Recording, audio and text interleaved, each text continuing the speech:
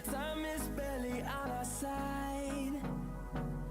I don't wanna waste what's left. The storms we chase are leading us, and love is all we'll ever trust. Yeah, no, I don't wanna waste what's left.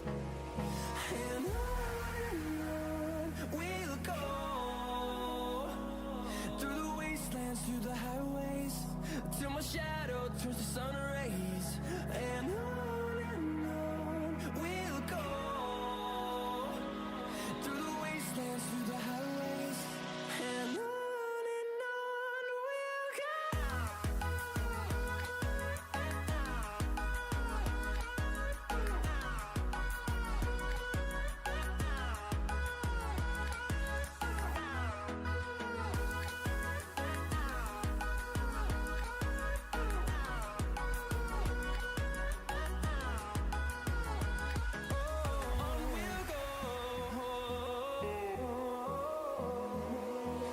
Finding life along the way, melodies we haven't played.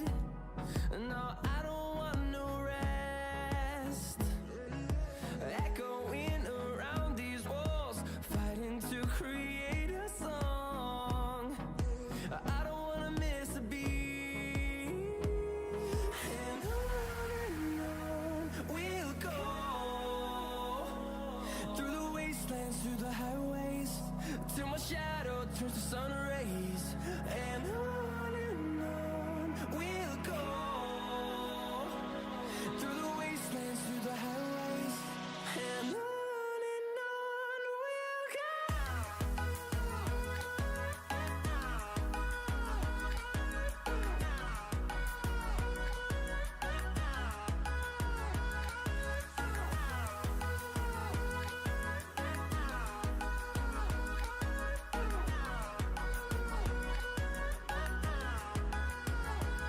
And we'll grow in number, fueled by them to see the horizon, turn us to thousands.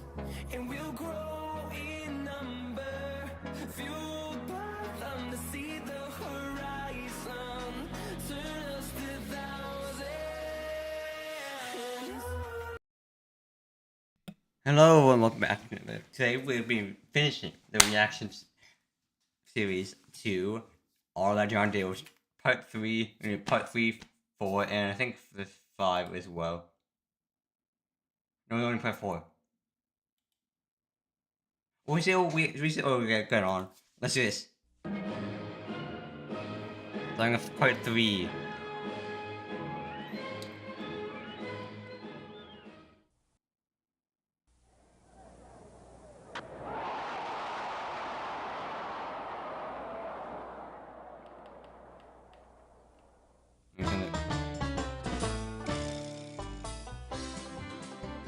Hi kids, Hi. welcome to All About John Deere Part 3. I'm Jeff.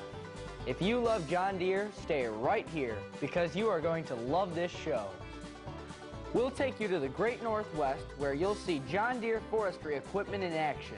I bet. You'll see a car built by John Deere's grandson, What? a John Deere grader at work. Oh, red, Plow Day okay. at the Thresherman Show in Northwest Iowa, new songs by James Coffey, plus lots more. So let's... Oh, I forgot to fill up my drink. Give me a second, chat. We'll be right back.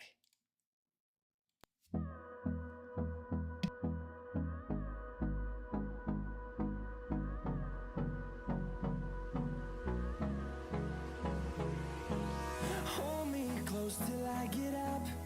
Time is barely on our side. I don't wanna waste what's left. The storms we chase are leading us, and love is all we'll ever trust. Yeah, no, I don't wanna waste what's left.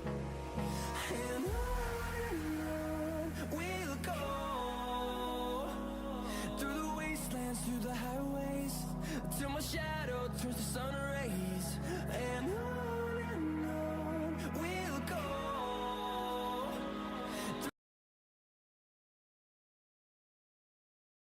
Alright, we're back. Yes, we're back. get started. As always, Always, we open you with open the the song. song. Everyone knows that yellow and green. One smart, one for lean. Helping us live the American dream. Ever working for the job is done. Out in the field or hauling stone. The man machine is the world unknown. On the farm, at work, at home. The very best ton for ton. John Deere. You better plow, John Deere. And famous now, John Deere. I'll tell you how. It's all about John Deere. John Deere. Sing strong and loud, John Deere. Stand up in the crowd, John Deere. Our America proud. It's all about John Deere. Party and trust, no one can deny. Name is American as apple pie. Celebrated at the 4th of July for over 100 years. Playing the course of history, still number one in the industry. Going wine, everybody agrees, nothing runs like a deer. John Deere, they better plow, John Deere. They're famous now, John Deere. They'll tell you how, it's all about John Deere. John Deere, sing it strong and loud, John Deere. Sing it up in the crowd, John Deere. America proud, it's all about John Deere.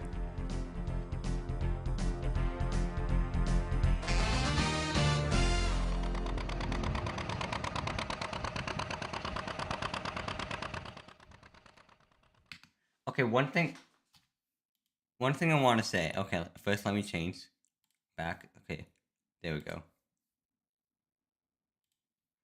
One thing I just want to say is that I kid you not, last night I was watching TV and I was watching YouTube on my TV, and I got an ad while watching a video for John Deere.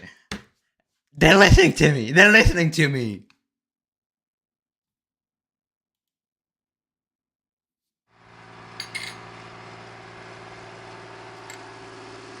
The Thresherman and Collector Show is held every year in Albert City, Iowa.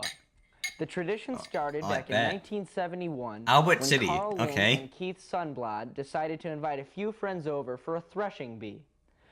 Back then, Carl and Keith had no idea just how big their little bee would turn out to be. This year's attendance was over 13,000. Damn! In northwest Iowa, about 80 miles east of the Nebraska state line.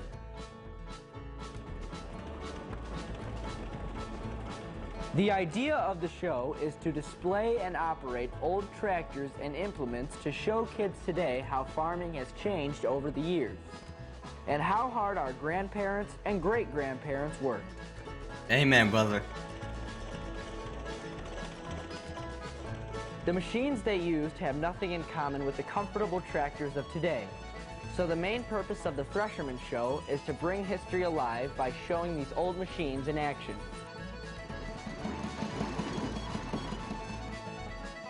Around the turn of the century, farmers began using machines powered by steam. These were big, noisy machines with lots of exposed moving parts.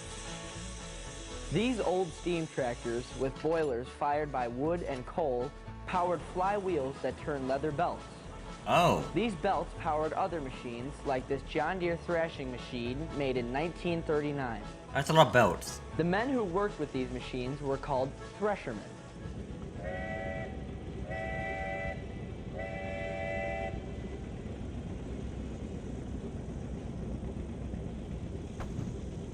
After the wheat is harvested, it is brought over to the thrashing machine in a wagon. The wheat is pitchforked onto a belt, which takes the wheat into the machine where the kernels are separated from the chaff. The chaff is blown out the back and the kernels drop into a wagon. Farmers don't waste anything. The chaff is used as bedding for the animals. This work is not easy. You know, How would you like to do this all day long in 90-degree heat? Our ancestors sure were hardy, hard-working folks.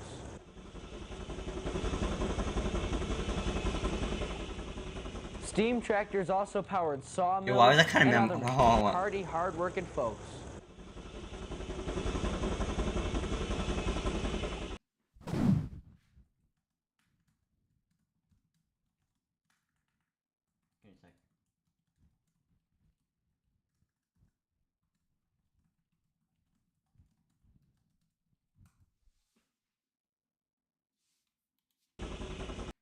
Look at it. Look at this. You cannot tell me that this is not memorizing. Steam tractors also powered sawmills and Yo, other go back to machines. it. Go back to it, fam.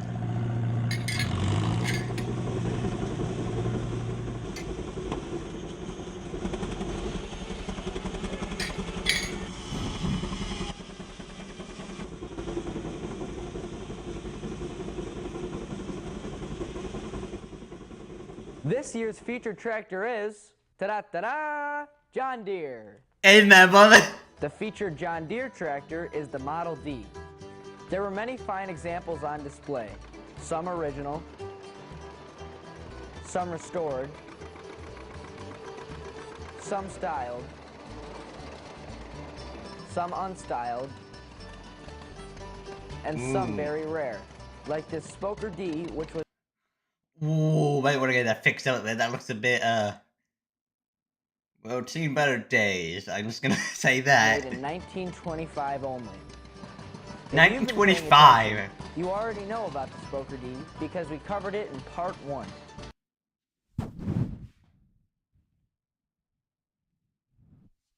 Nah. Do you know That's the a- difference between styled and unstyled John Deere tractors? It has to do with the design of the tractor. We'll cover styled and unstyled John Deere tractors in part 4. Bet.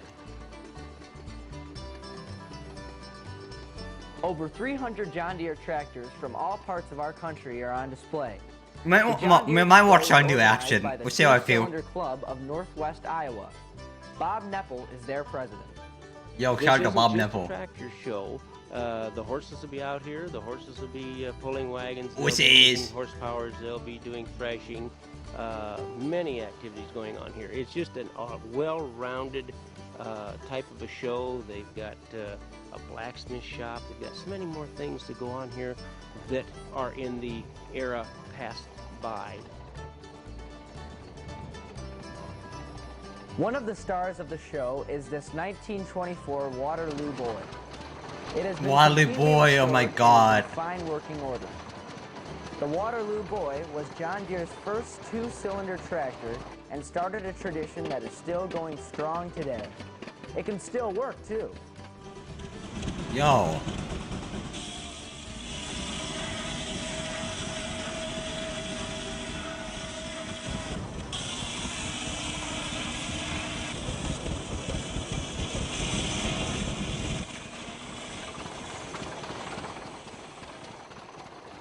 Other John Deere tractors include a 630 from 1959, a Model A from 1949, a 70D from 1955, and, since it was the featured tractor of the show, more Model Ds than any other John Deere tractor. Amen.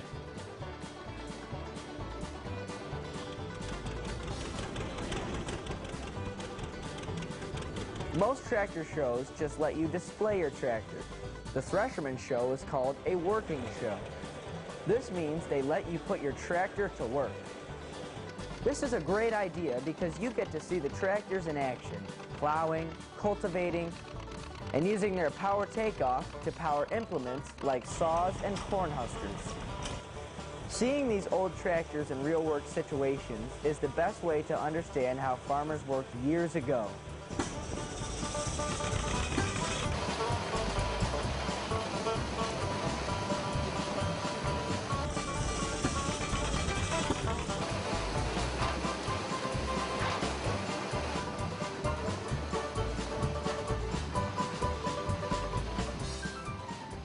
Let's check out the plowing demonstration. This type of plowing is called moldboard plowing. Alright. Each one of those blades is a bottom plow. Holy bitrate. Plows come in different sizes. Their size is determined by how many bottom plows. Oh god, they my have. eyes. This is a 1 bottom plow, a 2 bottom plow, 3 bottom plow, and so on. The bigger the plow, the bigger the tractor needs. Oh my to god, my pull eyes that are watering there. What about Johnny Poppers? Well, the size of a plow a Johnny Popper can pull varies by model. Plowing is the first step in the growing process. You have to break the ground and turn over the soil. Look how rich and moist the soil is here in northwest Iowa.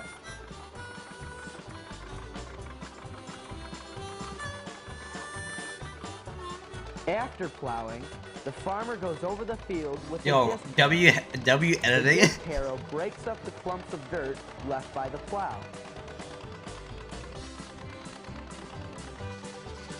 Back in the early 1900s, before electricity spread to farm country, farmers used small stationary gasoline engines to operate all sorts of things, including water pumps, buzzsaws, Yo, kind of cool.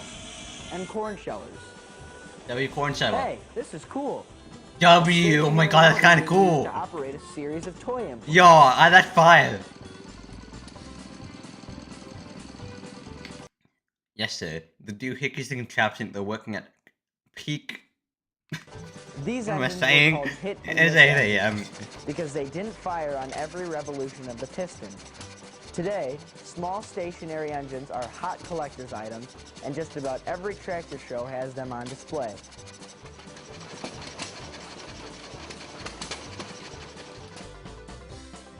Now this is what I call an excellent use of the stationary engine, making ice cream the old-fashioned way. Business is good. I think I was their best customer.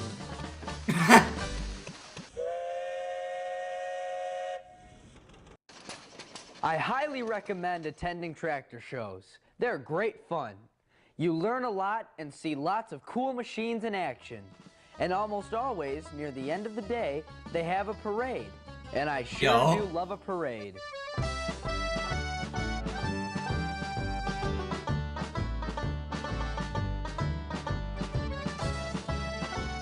Yo, look at that.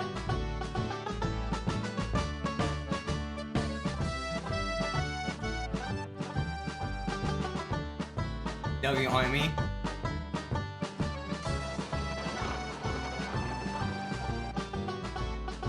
W on me. John Deere.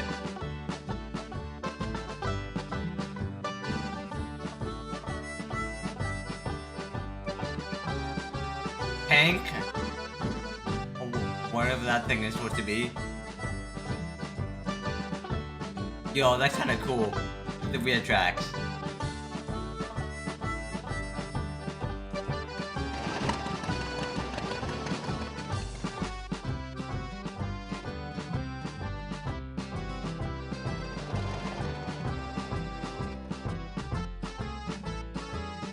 I love that one, that little umbrella. Oh my god, that's a lot. They're coming in force. What the hell? What is that? Wally boy, gotta love him. 50-10.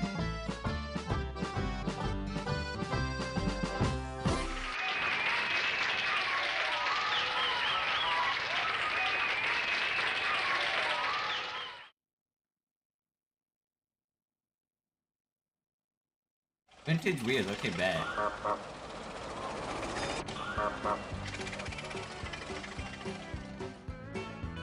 Check out this 9300 four-wheel drive tractor. Pretty sharp looking, Eek. wouldn't you say? Yep. But tractors didn't always look this way. What? You've seen the Waterloo Boy, so you know what tractors looked like back in the early part of the 20th century. Back in the early Cars days. looked different too. About the time they were making the Waterloo Boy, cars looked like this. Back then, cars and tractors were made mostly by hand. For cars, they used materials like wood, brass, leather, and Leather, metal oh my painted bright, god. shiny colors. Wait. Metal painted bright, shiny. Why do they kind of look like eyes? Like, half shut eyes? Come on. You could not tell me otherwise. Colors.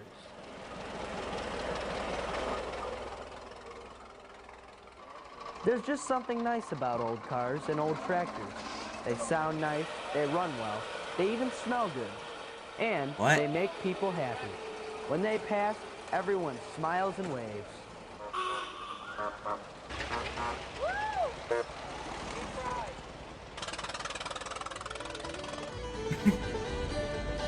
I bet.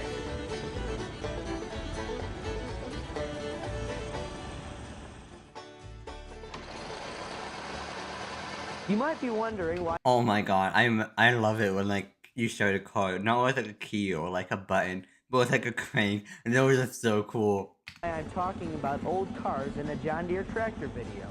Well, here's why. John Deere's grandson, Willard Veely, designed an automobile in 1909 and named it after himself. He called it the Veely. Turns out Willard was in the carriage business and owned a factory in Moline, Illinois, which was also the home of Deere & Company. This Veely, now owned by John Nicodeme of Nebraska, is serial number 1, which makes it the first Veely ever produced. Yo, I bet John W. sure has a fine time taking his Veely to tractor shows and swapping stories.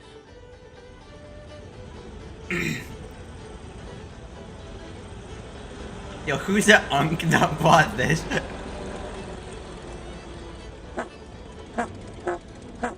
The fuck is that horn? Also, I need to change back. Never mind, we got another song.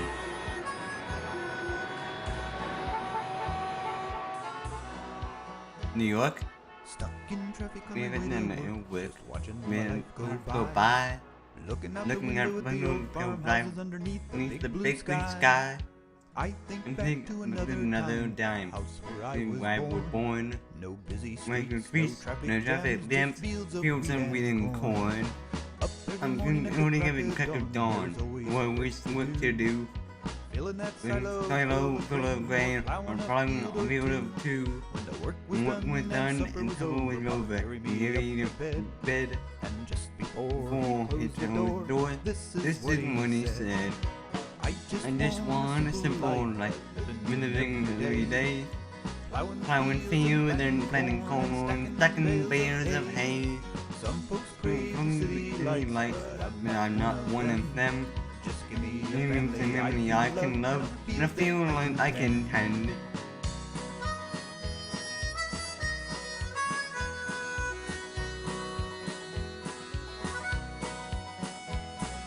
One good tractor was all we had, and the ground beneath No, our feet. We planted corn that grew so tall and miles of golden wheat. My papa at the wheel and me in the back singing a lively tune. Sometimes we worked into the night underneath the harvest moon. I Just want a simple life, living every day. plowing Plowing fields and planting corn, and stacking bales of hay. Some folks crave the Living city me life, like, but I'm not one of them. Just give me Give me a family I can love, and I feel that I can tend.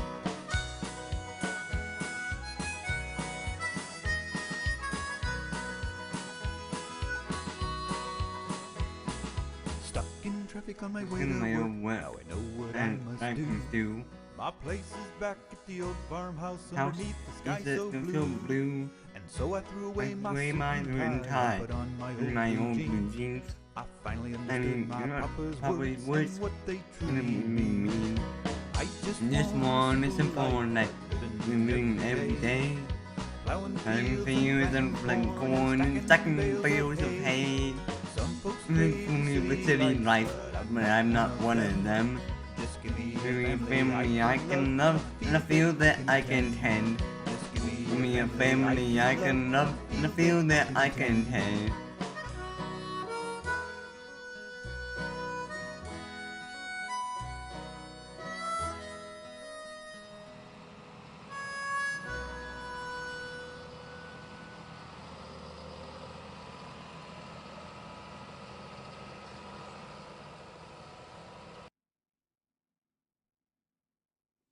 Alright.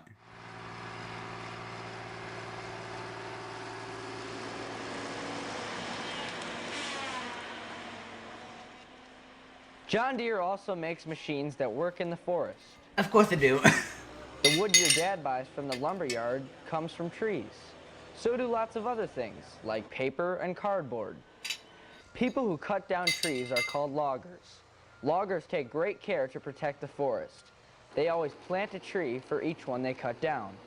I like planting two for the one to Loggers cut know down. how precious trees are.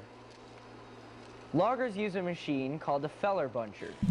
It's called a feller buncher because it cuts down or fells the trees, then gathers the trees in bunches. Get it? Feller buncher. Makes sense, right? Today, Stan is the man at the controls. What's up, Stan? There is a circular saw at the end of that long arm. How you doing, Stan fam? maneuvers the arm to where he wants to cut the tree. Then he activates the saw, and the saw cuts through before you can say timber. Hold on, wait. The saw cuts Timber. through before you can say timber. Whoa, shit.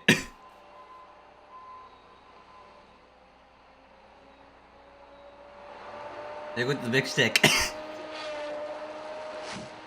Stan Yeah, is big working in a sticks. forest near Vancouver, British Columbia, in Canada. British Columbia. After the trees are I'm felled sorry. and gathered, I'm a sorry. John Deere harvester trims the limbs off and cuts the tree. Yo, it's kind of cool. The trucks. Oh my god, it's kind of cool how like. Yo, that's W. W. Into shorter lengths. Oh, look at that. It has a little thing come out. Next, a machine called a skidder comes along. The skidder pushes or skids the logs over the bumpy ground Okay, that might using its be front blade. stretch. Or the skidder picks up the logs with a grapple and stacks them in piles where they are picked up by a John Deere forwarder. Suspension on that must be crazy. Oh, getting run over, okay. The grapple is a crab-like device that opens its jaws to pick up the heavy pile of logs. So the whole operation going into, oh my god. Man, one gets the order, mate.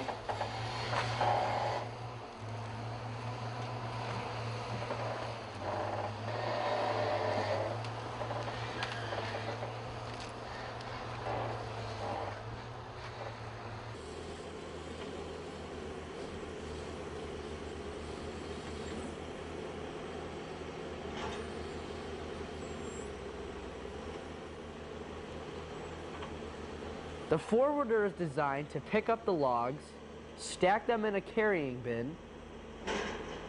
Yo, kind of cool. I remember you used to. I tried to do forestry work in Farming Simulator. Oh my god, I got a headache so freaking Then fast. carry the logs over rough terrain to the loading area. Once in the loading area, knuckle boom loaders take over. They load the logs on trucks, and the trucks carry the logs to the sawmill. Yo. So the next time you see a big truck loaded with logs, you'll know where it came from and where it's going.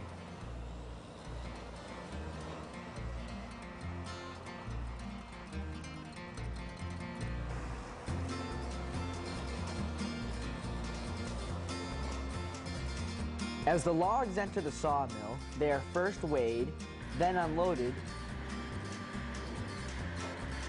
and stacked in the receiving area, where they are measured and inventoried. Okay. When the logs enter the mill, they are cut into smaller lengths,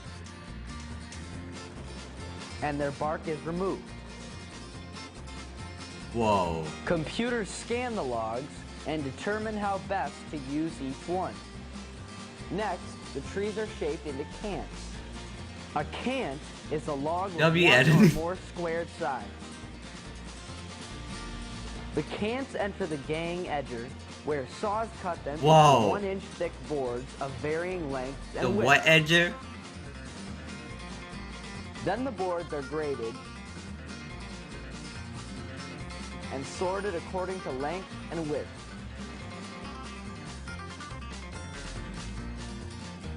This must be a fun place to work. Everyone seems so happy.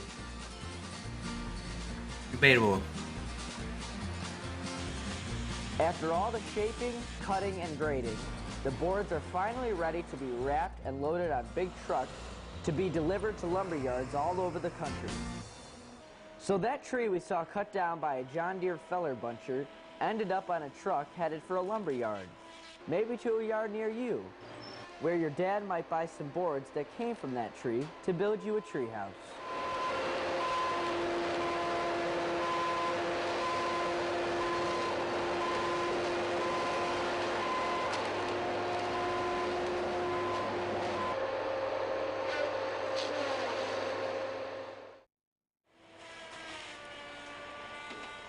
Yo. Otto, I told you. Otto, okay, what's up, East Otto? of the road, not west of the road.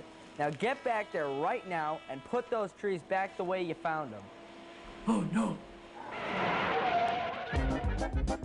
We love Otto. W Otto.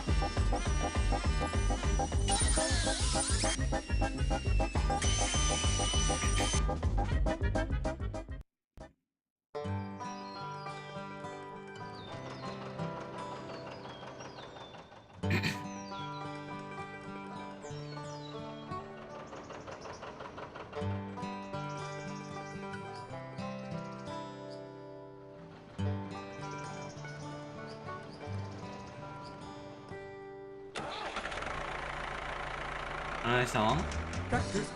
He's big and small. Oh, knew I love them all. Started up and then one. Tractors get it done. Good night, morning. Been playing corn.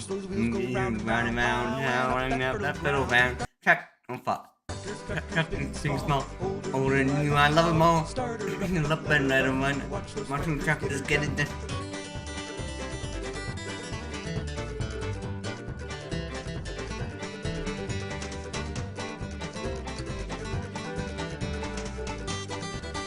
Yo, this is some good music. Check this thing small. Oh, the new one of them all. Started up and then it went. Check this, get it done. You like the view. Say that outside, I'll find out an open ride. Check this thing small. Oh, the new one of them all. Started up and then it went. Check this, get it done.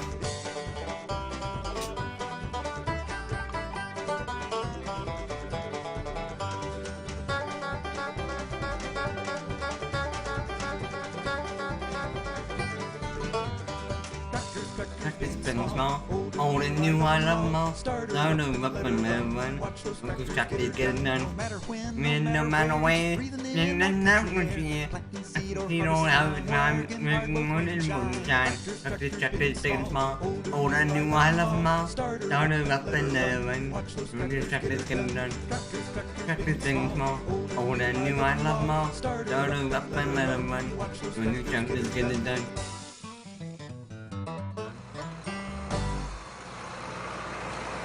Love fish eye views.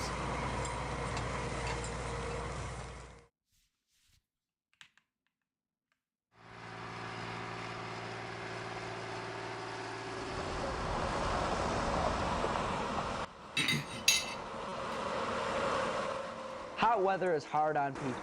Hot weather is also hard on roads. When it gets very cold in the winter, road surfaces contract or shrink. When it gets very hot in the summer, road surfaces expand. This contraction and expansion causes roads to buckle. When roads buckle, bumps are created, and it's the job of the State Highway Department to fix these bumps so the roads stay nice and smooth. SHD. We're on Highway 12 in Michigan, just outside of New Buffalo, a beautiful resort town on the shores of Lake Michigan. A crew from the Michigan Department of Transportation, also known as MDOT, is repairing some bumps caused by the recent 100-degree weather. Highway 12 is busy with both car and big truck traffic, so the crew's main concern is safety. Of course, safety is always key. Signalmen with stop-and-go signs stand in front and in back of where the repairs are being made. They control the traffic. Before the work crew arrived, a highway inspector sprayed the bumpy areas with paint so the grader operator would know where the repairs were needed. A John Deere road grader with a special blade is making the repairs. The special blade has teeth on the bottom edge. When the blade is dragged across the bumpy area, the teeth shave or grind off the bumps and make the road smooth again. Do you notice anything different about this John Deere grader? Yeah, it's You red. got it. It's painted red. Most Knew it. John Deere industrial equipment is painted yellow. Michigan has 2 departments of road repair. One department works on county roads and the other on state roads. The county's equipment is painted normal John Deere yellow with white lettering. The state wanted their equipment to look different, So they ordered custom painted red equipment from John Deere. Fair enough. I like the red. I think it looks sharp. Yeah, it does.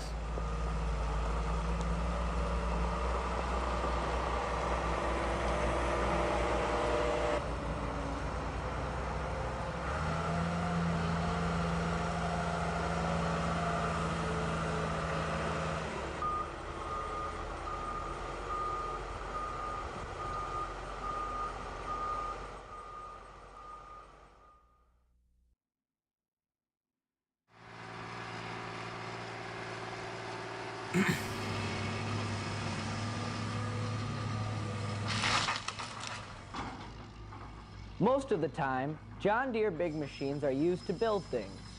But sometimes you have to tear down the old before you build the new. No. This John Deere excavator is using its front bucket to tear down a refreshment stand. For years, this stand sat behind home plate at a Little League baseball field. It served lots of pop, hot dogs, and popsicles. But now they are building condominiums popcorn. where the baseball field used to be, so the refreshment stand has to go. 07. Josh, the operator, uses his bucket to crush the refreshment stand into little pieces, so it will be easy for the front end loader to pick up. The front end loader will scoop up the trash, dump it into a truck, and the truck will take it to the scrapyard. I know we have to build new homes, but I'm gonna miss the old ball field. I used to play there, and that refreshment stand sold the best popcorn I ever had. Amen, brother, amen.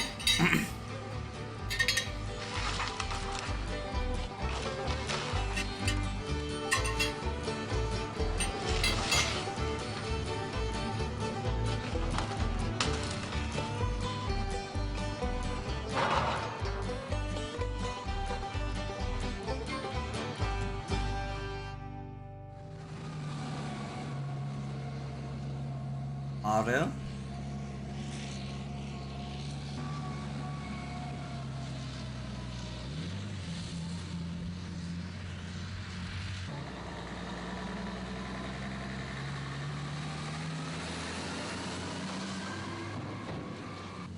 Otto, you loaded the wrong truck. Now get back there and unload that truck right now. And I mean right now. Oh no. Auto, W auto.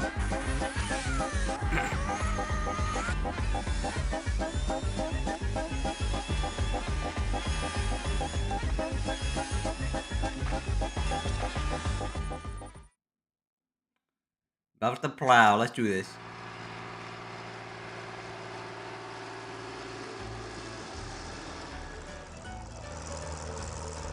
Let's talk a little more about plows. We'll start at the beginning. To grow a crop, you first have to break the ground. To break the ground, Obviously. you need a plow.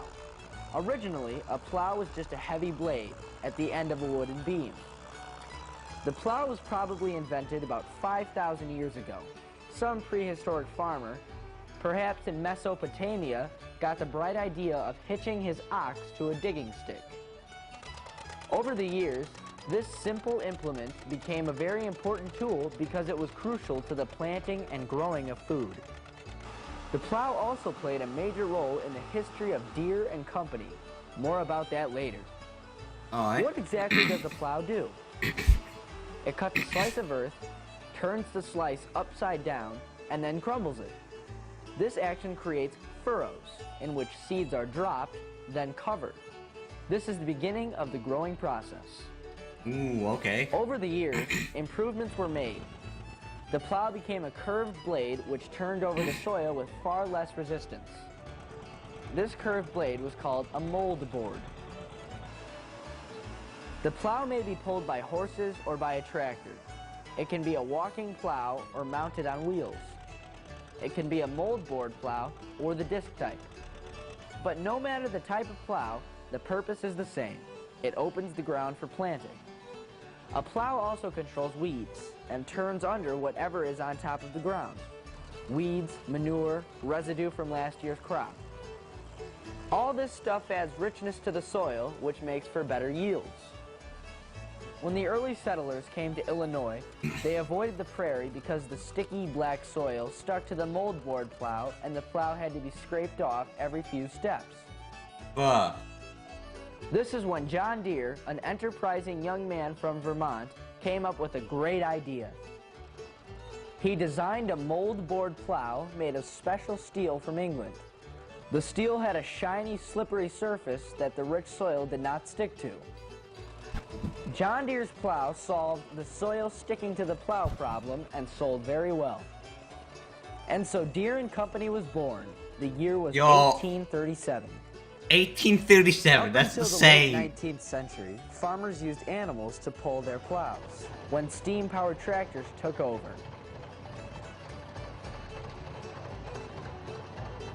In the early 20th century, gasoline-powered tractors replaced the steam-powered tractors. Today, plows pulled by big, powerful tractors turn up to 12 furrows with one pass. A big improvement over that farmer in Mesopotamia walking behind his oxen with a stick plow. Yep. But the basic purpose of the plow remains the same. Break the ground to plant food to feed people.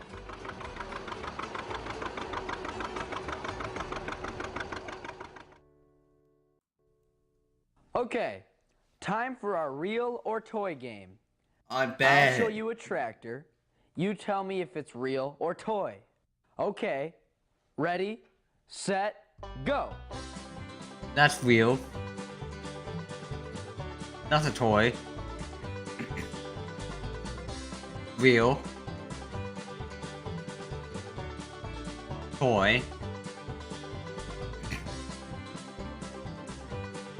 Real. Toy. Real.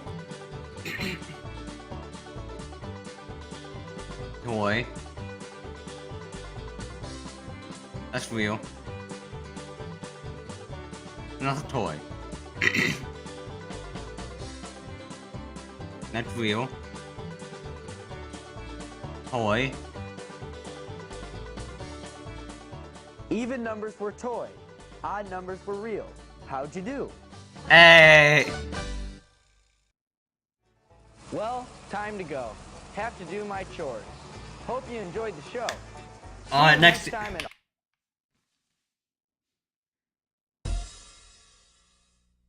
wait.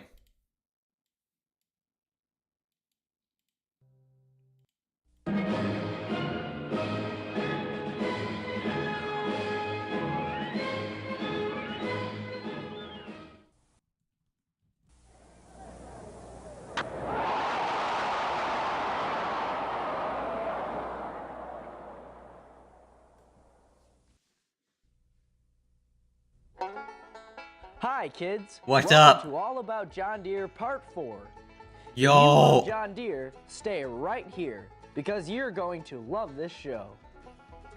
We'll show you a John Deere loader in action. Look at his old wheels. A John Deere 9520 tractor and 1810 ejector scraper decorated with over 20,000 Christmas lights. Damn! We'll show you how they harvest hay. Next stop, John Deere Heaven, a special place filled with John Deere toys, where everything is mellow and even the cows are green and yellow.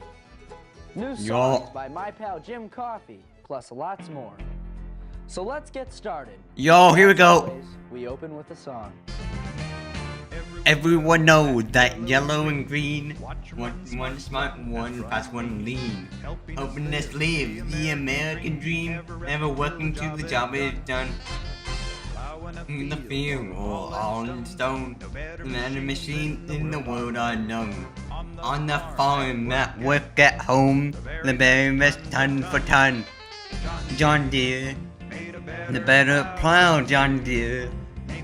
Famous now, John Deere. I'll tell you how. It's all about John Deere. John Deere. Sing strong and loud, John Deere. Stand up in the crowd, John Deere. Makes America proud. It's all about John Deere.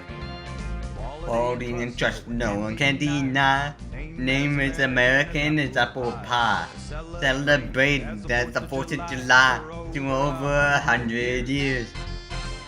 In the course of history, still number one in the industry. Far and wide, everybody agrees. Nothing runs like a deer. John Deere. Made a plow, John Deere. Name the famous now, John Deere. And tell you how it's all about John Deere. John Deere. Sing strong and loud, John Deere. Stand up in the plow, John Deere. America proud. It's all about John Deere.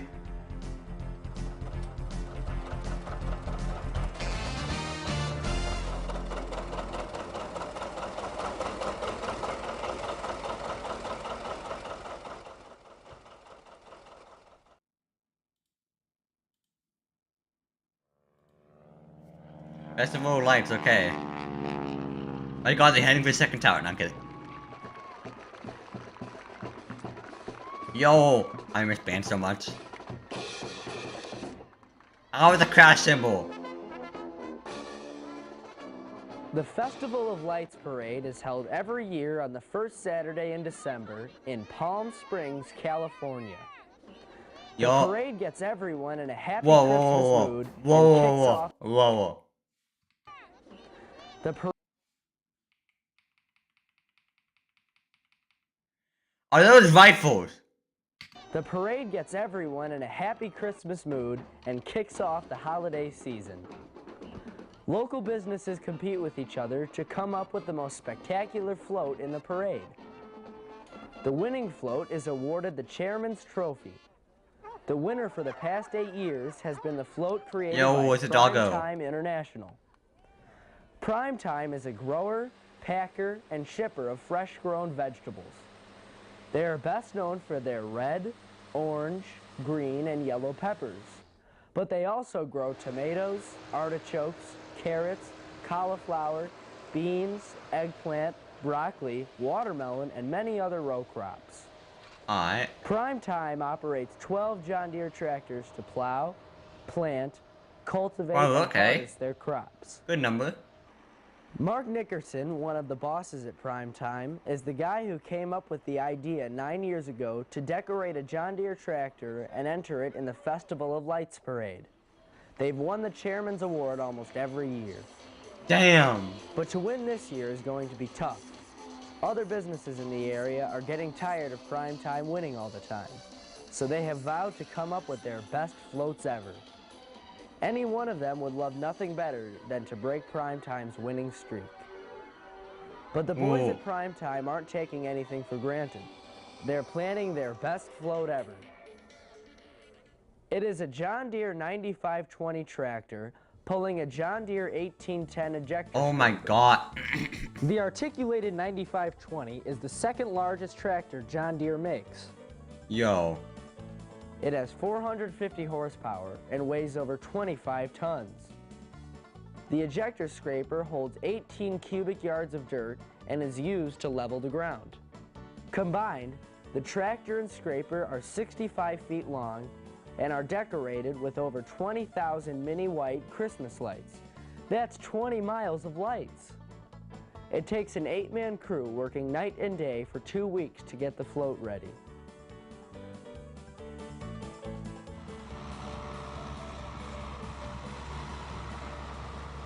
Primetime is located in Mecca, California, about 50 miles away from Palm Springs.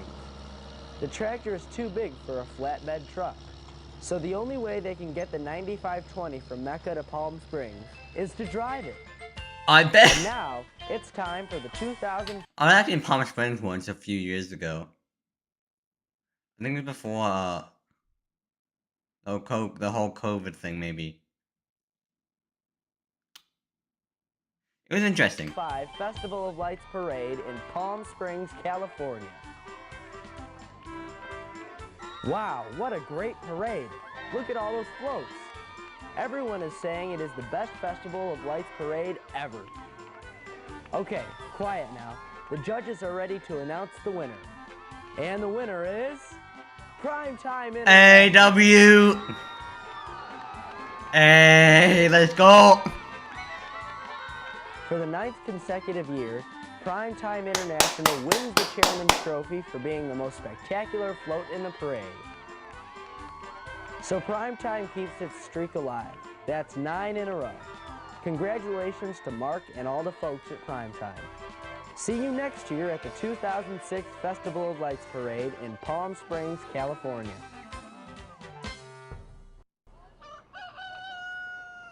Grandpa, is this heaven? Yes, it is, son. John Deere heaven.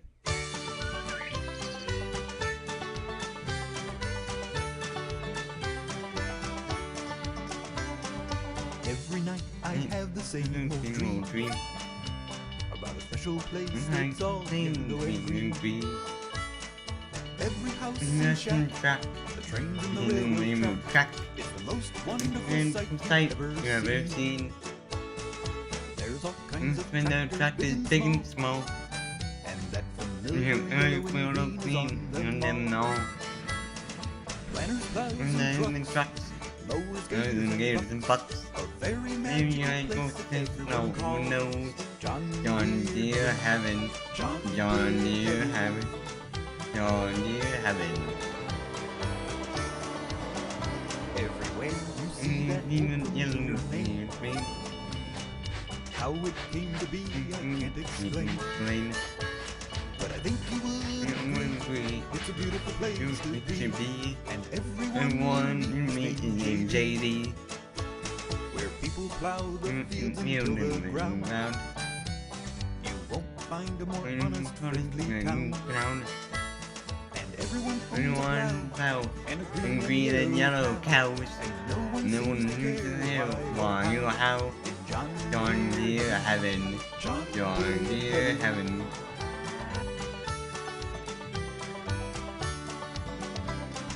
Green and yellow Green eggs, chickens lay. A green and yellow park where children play. Every field and farm, the silos and the in the barns, barns. green and Green yellow, yellow everywhere. When But there is just one thing I like the most. you know, There you'll find we some had no very very special special folks. folks. Everyone helps one One another. another. John Deere, Dear sister and brother. It's just the sort of place that Place feels like in home. home. John Deere heaven. John John Deere heaven. John Deere heaven. John Deere heaven.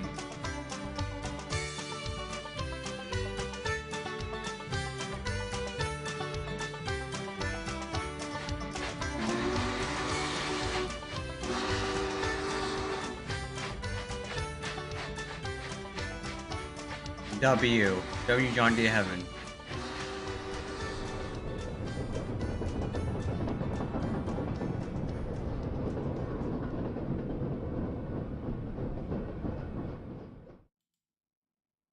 Back.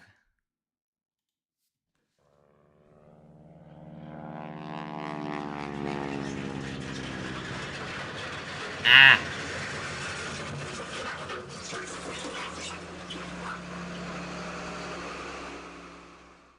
John Deere four-wheel drive loaders come in many different sizes. They are used mostly to load trucks. Today, Larry is loading sand into this dump truck. The sand is needed at a new housing development. Larry lowers the bucket, Money got that scoops up oiled. the sand, raises the bucket, drives over to the side of the truck, then tilts the bucket so it dumps all the sand into the metal truck bed. Alright. Next, he rolls the bucket away from the truck, backs up, lowers the boom, and goes back for another load. Larry makes the boom and bucket do all that moving around just by moving one lever. Amazing.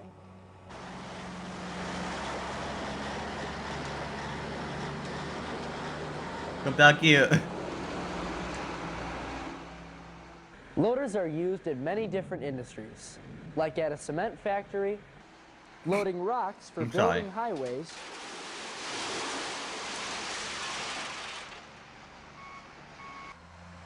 or on a farm.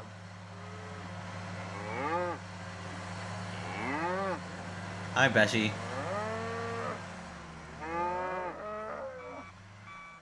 The main parts of the loader are the bucket, the loader boom that raises and lowers the bucket, the frame, and the operator's station or cab.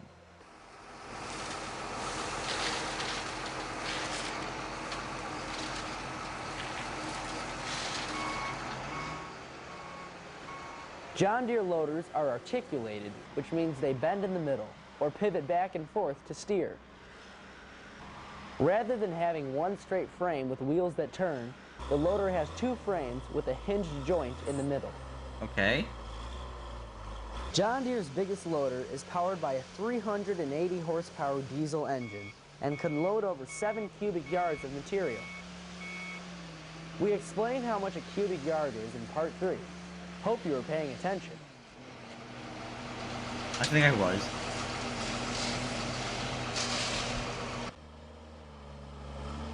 Loaders come with what they call a quick coupler. The quick coupler makes it easy to replace the bucket with other attachments like forks for lifting pallets,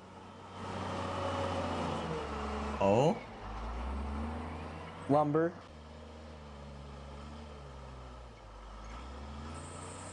and trash for recycling.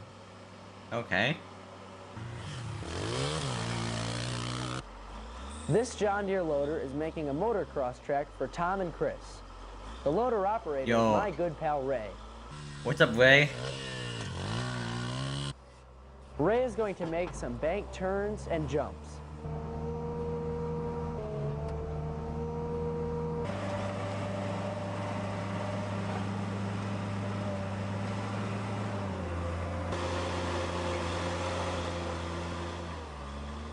The John Deere loader is a versatile machine that can be found anywhere materials like dirt have to be moved.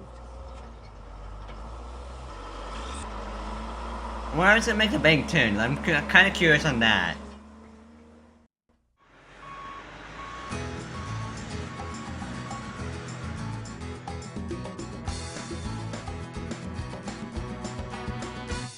Now you find some land and you plot it out. You have to have a plan, And there is no doubt. doubt. Now you get yourself In the right machine. and before You know it, you you built built something. Now something. you get a grader and you scrape the land. Push off the dirt, The gravel and and sand. sand. Scrape it good till it's Nice and clean. Before you know it, you built something. It's so good to work the land. You road in your own island. You show their special feeling when you get up in the morning and build something. And close to the point of view, there's nothing in the world that you can do. You have to run in the right machine. Before you know it, you built something.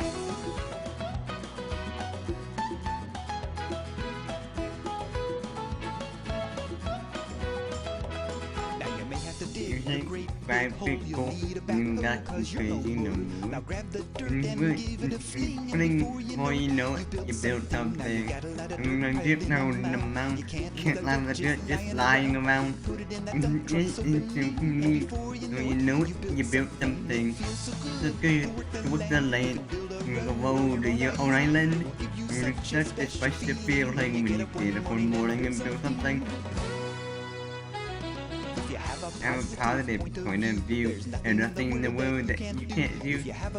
Man in the right machine. Before you know it, you built something.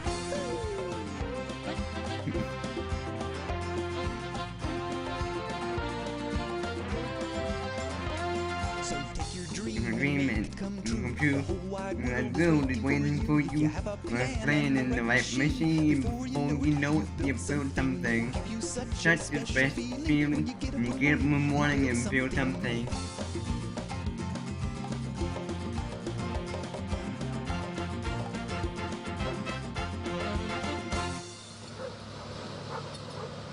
Yo, we love the song. Showing Johnny Papa, okay, bet. What do you think farmers do during the winter? Sit around and watch TV? Not Yes. Aaron Kaminsky. Oh. He paints. What does he paint? Tractors. John Deere tractors, mostly. Good. Remember back in part 1, near the end, when we showed Bill Donner driving his John Deere H? Looked pretty bad, didn't it? Yep. Well, now Bill's old H is over at Aaron's, and Aaron is getting ready to paint it. Let's take a look and see how it's done. The first step in the painting process is to take the tractor apart. It takes a long time to remove all the parts and fix anything that might be broken. The sheet metal is examined carefully, and any dents or rust spots are removed. Once the tractor is disassembled, the frame, motor, hood, the bit rate. fenders, grill, and wheels, everything is I can count the sandblasted. pixels. Wait, hold on. I can count the pixels there for a second. Sandblasted. Hood, Look at that. Look at that. A bit rate. fenders, grill, Oh my god, and I'm tearing wheels, up. everything is sandblasted.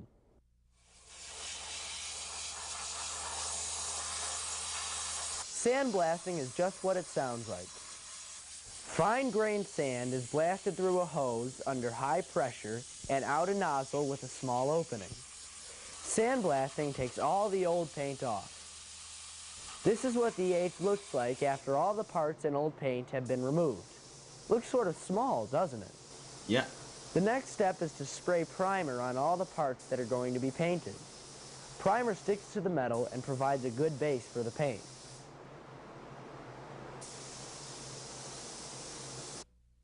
Now we're ready for the first of 3 coats of John Deere glossy oil-based paint. Whoa. With 3 coats of it, After okay. painting the frame and motor, the grill, hood, and fenders get painted. Aaron wears a mask to keep from breathing in the paint fumes. He paints in a paint booth. A paint booth is an enclosed, well-lit area with exhaust fans that remove any airborne foreign particles. Good idea. After the 3rd coat dries, Aaron applies 2 coats of clear coat. Clear coat makes the paint look even shinier. Yeah, when I get shiny. The wheels are painted John Deere yellow. Next, the decals are applied.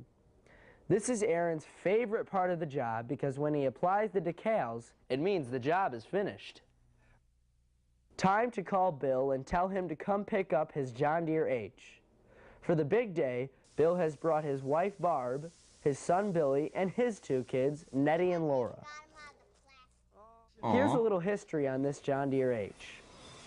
Bill Cady of LaPorte, Indiana purchased this tractor on August 1st, 1945 from the Bonfield Motor Company of Stillwell, Indiana. Purchase price was $899.70. Gorgeous. In 2004, Bill Donner bought the tractor from Bill Cady's daughter, Sally. Sally learned to drive on this H and kept it in her family until Bill saw it parked on Sally's front lawn with a for sale sign on it. Damn. So Bill is only the 2nd owner of this H. Ooh. I bet Sally would get a big kick if she could see her H now. It would take her back to when she was a kid, just like Nettie and Laura.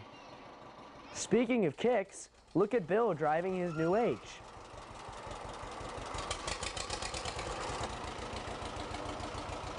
Next, Aaron is going to paint Bill's big 80/20 John Deere, and we'll be there to show how it's done.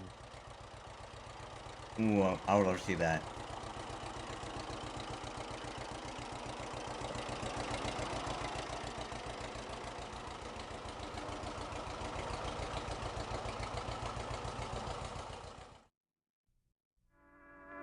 Breaker, breaker, this is Johnny Popper in the John Deere control tower. Calling John Deere Diesel 1837. Come in, Harry. Switch to track 3. Uncouple your flat cars carrying John Deere tractors and pick up those John Deere dozers, graders, front-end loaders, and excavators. I bet. Take the dozers to Dodge City, the graders to Grand Rapids, the loaders to Laramie, and the excavators to Evansville. Stop by and see me next time you're through. Donuts on me. Read you loud and clear. Can do, and see you next time. Don't forget about the donuts. Yeah, I know it's a peak. Now you got me one donuts, okay. God damn it.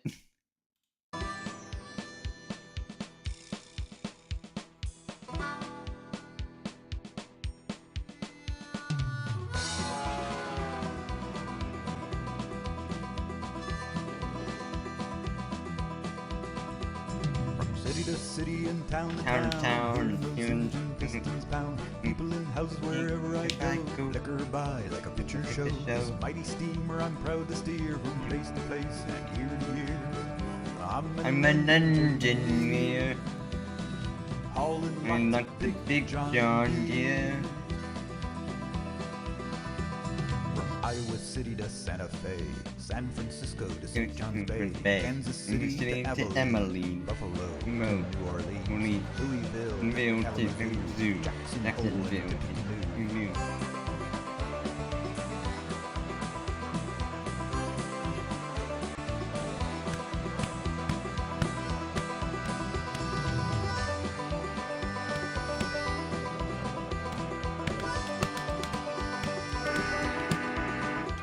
Why is music so good?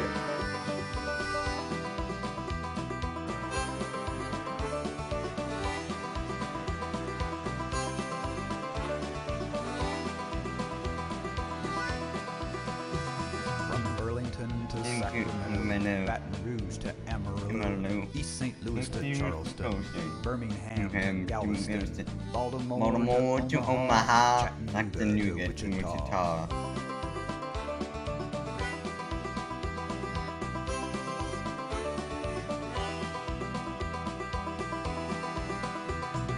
City to city, City to town to town, hearing those engine pistons pound. People in houses wherever I go, liquor by like a picture show. This mighty steamer I'm proud to steer from place to place, and year to year.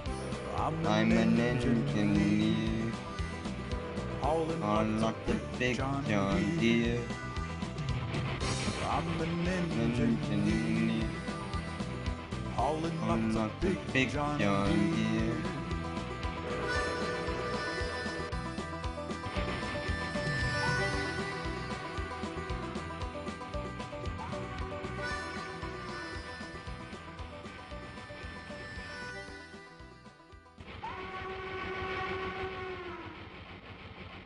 Alright, back to this. I'm gonna have to switch through this a lot.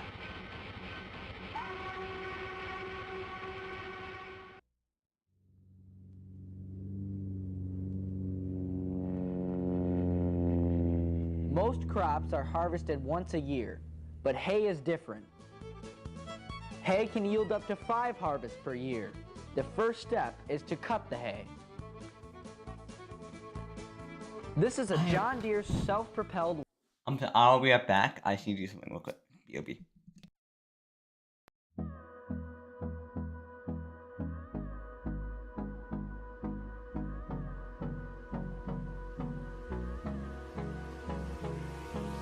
Hold me close till I get up. Time is barely on our side. I don't wanna waste what's left. The storms we chase are leading us, and love is all we'll ever trust. Yeah, no, I don't wanna waste what's left.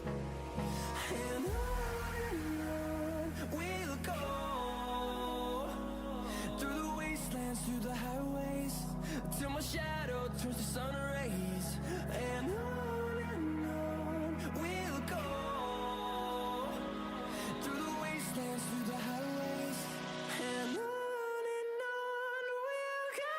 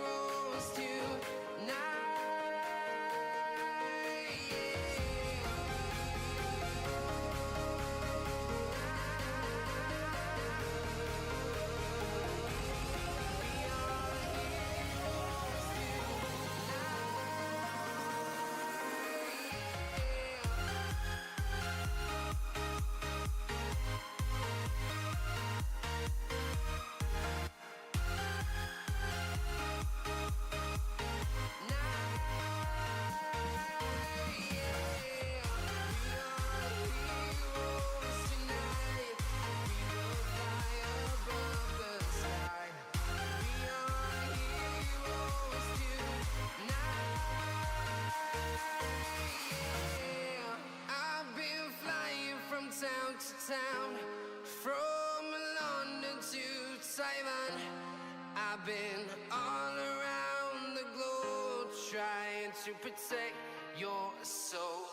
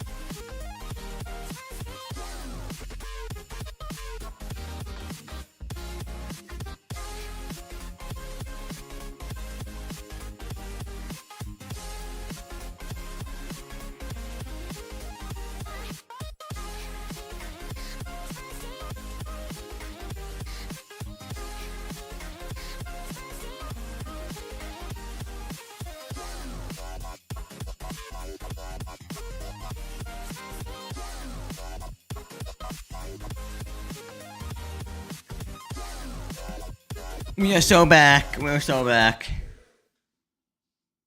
Windrower. On the Windrower popcorn, cuts some and condition hay. pop. To condition hay, I'm popcorn, some pop. Or soda. What y'all American call it? means to cut or crimp the hay so it dries faster. Wait, okay. The hay has to be dry before it is bundled. If it is still moist, it will rot. Fair enough.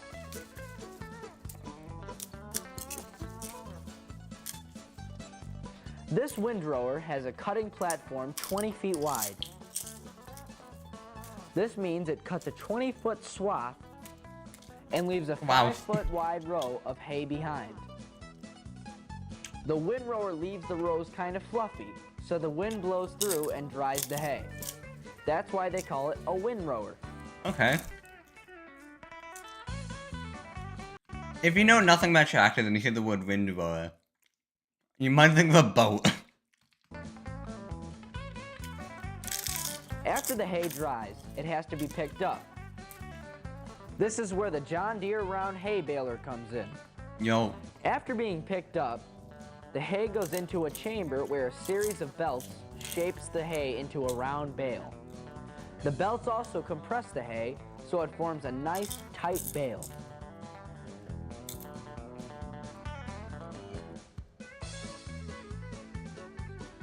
When the bale reaches its proper size, a light goes on in the cab. The light tells Kenny it's time to roll out the bale. He stops the hay baler. The round bale is wrapped with twine. Kenny pushes a button. The back opens, and a fresh, round bale of hay rolls out. Nice. Hay is used to feed livestock and is grown in every state of the Union, including Hawaii and Alaska. Yo. Okay. John Deere also makes a square hay baler. This one is a vintage model made about 50 years ago. Damn. Bob Johnson of Michigan City, Indiana, remembers working on a John Deere baler years ago. But we'd start in the morning, have breakfast, then unload the wagons from the day before, then go out and bale, come back, eat lunch, unload the wagons, go back out and bale. And Damn. It just never ending in the summer. And this barn, we just fill up a barn. And Then you'd go find another barn behind you and fill that one up, you know. And Damn. now it's a little What is easier it with grinding? round bales. That's a homemade hay rake on the front of that John Deere A. Yo, The spinning wheels of the hay rake spread yo, it looks so satisfying when it does that. Oh my god. out the hay so the baler can pick it up. Yo, it's so satisfying to me. A hay baler is an amazing and complicated machine.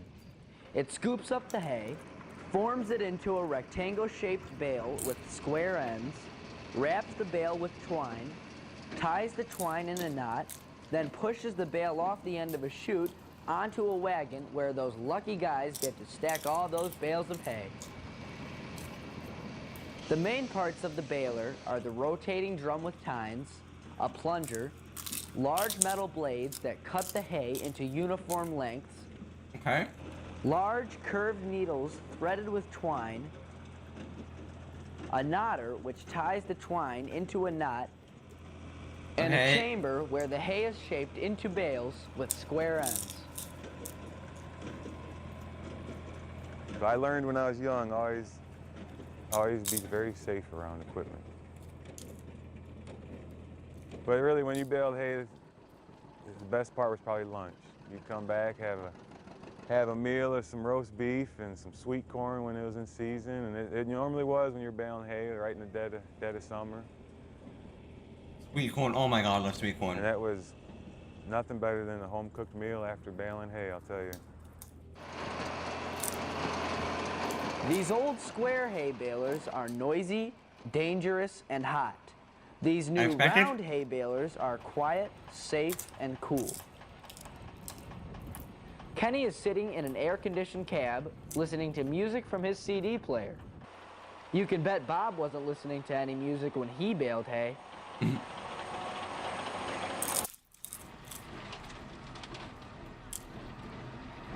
John Deere still makes square hay balers, but they have been greatly improved over the years. That's good.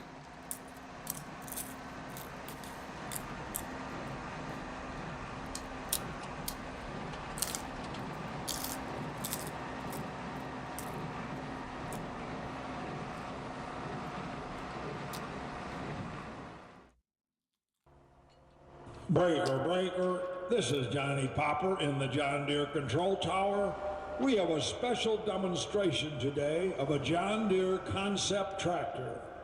What? Notice there is no driver. Larry is using his computer to control the tractor. It takes long hours of training and practice to be able to expertly control the tractor and make it do exactly what you want it to do. Amazing. What? And the way he said amazing was like, amazing. There was no John emotion. Deere has developed another concept tractor. It's a supersized 9520. Wow, what a machine. Oh my god. Now this is fresh from the John Deere Research Department, and it's the first time anyone has ever seen this monster machine in action. I hope the guy at the remote controller knows what he is doing. By the way, who is controlling the supersized 9520? Who? Otto? Oh no! Let's go Auto, W Auto.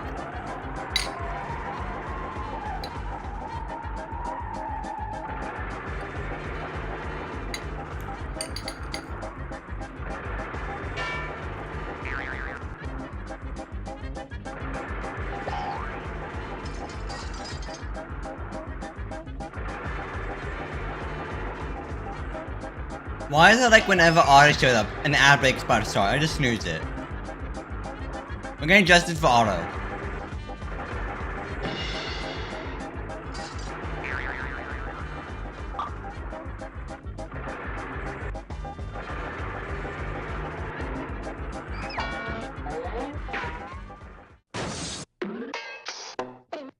Otto, come to my office right now. Oh no. Pumpkin Festival.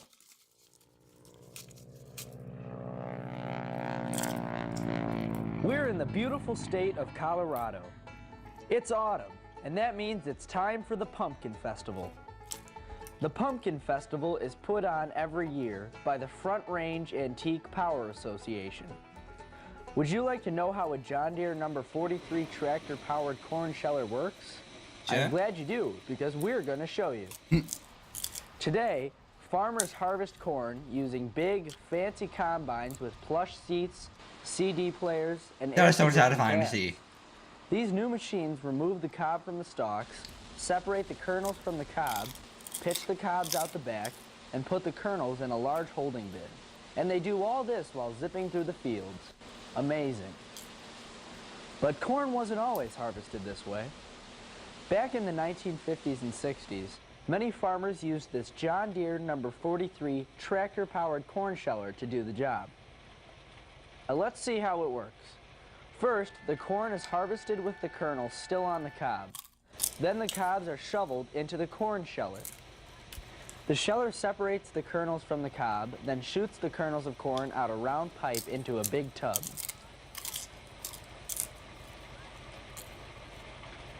The cobs are taken for a ride up a conveyor belt, then thrown out the back into a wagon. The sheller is powered by the tractor's power takeoff. That's why they call it tractor powered.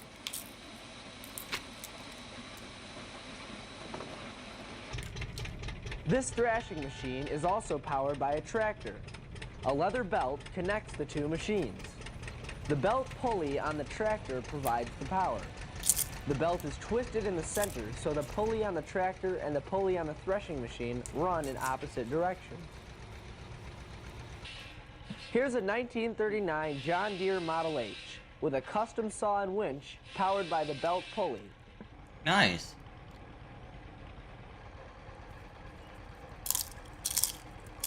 And a log splitter powered by the power takeoff. There's nothing finer than going for a nice ride in a wagon pulled by a John Deere tractor. Amen. As always, everyone is having a fun time.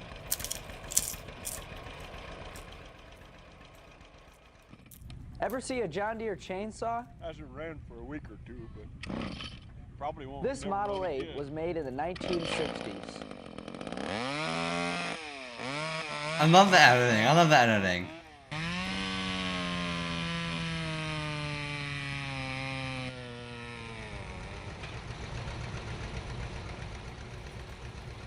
I highly recommend these old-time tractor shows. They're lots of fun, and you learn a lot.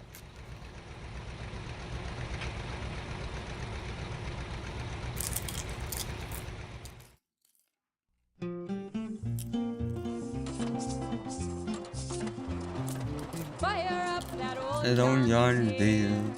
when we hear it start, That we're we're all here.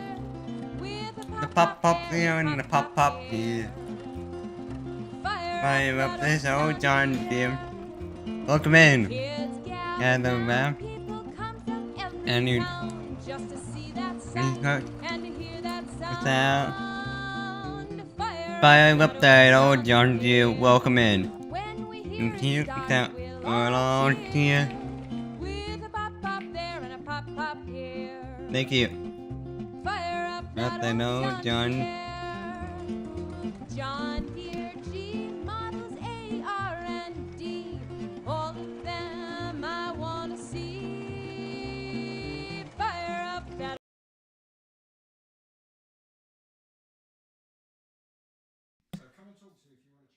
Thank you for the hydrate. Give me a second.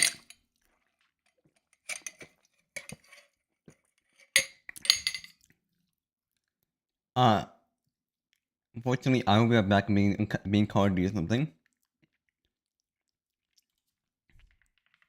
Well, thank you.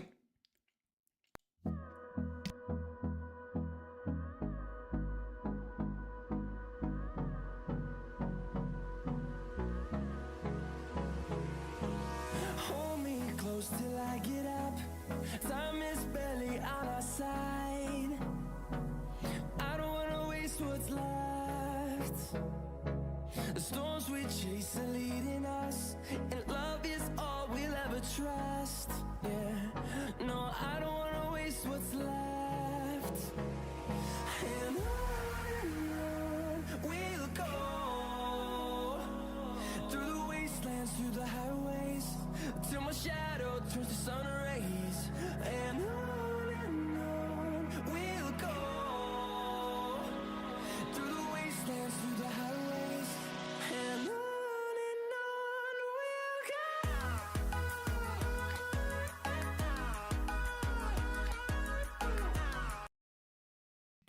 Sorry about that. We're back.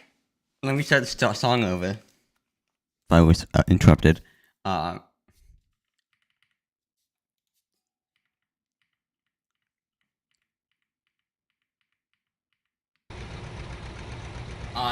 we're back.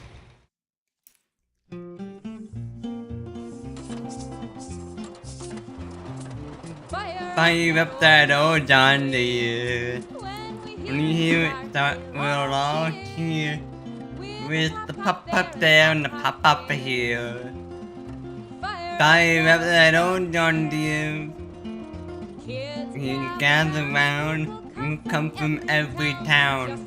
You hear that light and you hear that sound. Fire up that old John Deere. When we start, we'll all cheer.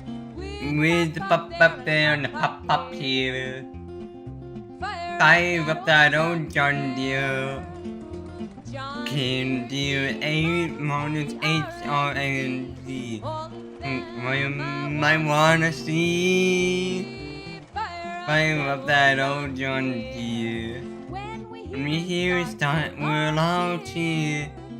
We'll pop up here and the pop up here. Fire up that old John Deere. Back to the days, right from the simple ways. Tractor, it's here to stay. Fire up that old John Deere. When you hear it start, we'll all cheer. With the pop up here and the pop up here. Fire up that old John Deere. Fire up that old John Deere.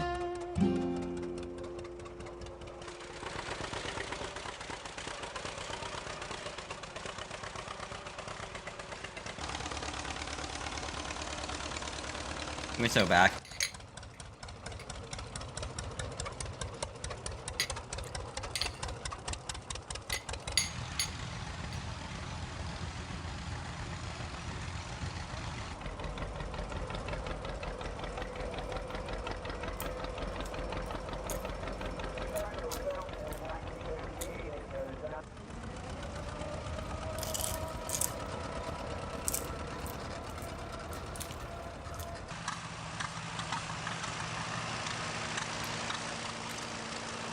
There.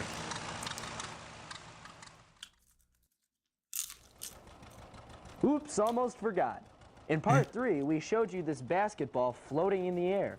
Yeah. You're probably wondering what a basketball is doing in a John Deere video. You're also probably wondering how that basketball stays up like that. Imagine if they just like say, oh yeah, John Deere also makes basketballs. Like what? Then what do they not make? Well, take a look. The belt pulley on the tractor is operating this huge ventilation fan, which is being used today to keep a basketball floating in the air.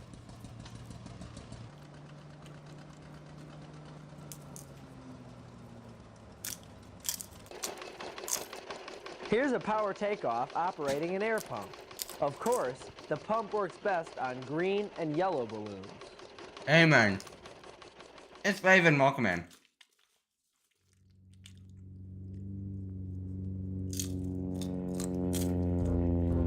Let's play a brand new game. Can you say all Alright. the animals' names? It hopefully won't be a strain. So get ready to focus your brain. Don't care if I lock in chat. we're just having some good silly fun. We'll count up your score when you're Whimsical done. fun. Say all the animals' names. On your mark, get set, go! I lock in. That's a bear. Dogs, doggos. That's a gorilla. Horse, haunch.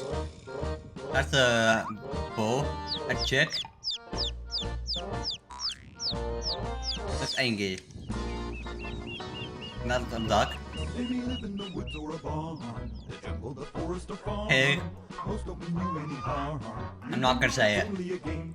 Get ready to go a bit faster. I hope it won't be a disaster. You may just find out you're the master. Can you say all the animals' names? On your mark, get set, go! That's pig. Turkey. Goat. Rooster. Why look at me like that? One by one as they pop on the screen, shorter and shorter the time in between. Pretty soon you may want to scream. Just remember it's only a game. It's time for the ultimate test. You should have expected no less. Remember to do your best. Can you say all the animals' names? On your mark, Alright, babe, let's get locked in. Let's rock. That's a cow. What? Sheep. Deer. Tiger. Elephant. Bull. No, it's an ox. how did you do? I think I got one or two wrong. What if I just choked? I choked. Okay, I choked. Coming soon. All About John Deere Part. There's no part 5. We're doing one in time. Let's do John Deere action. All I need is John Deere action.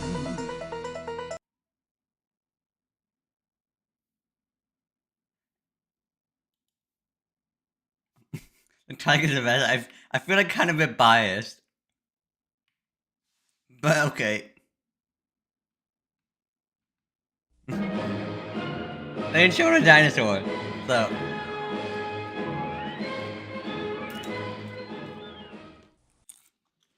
Only cats. Or house cats. Well, I'm, you know what I mean.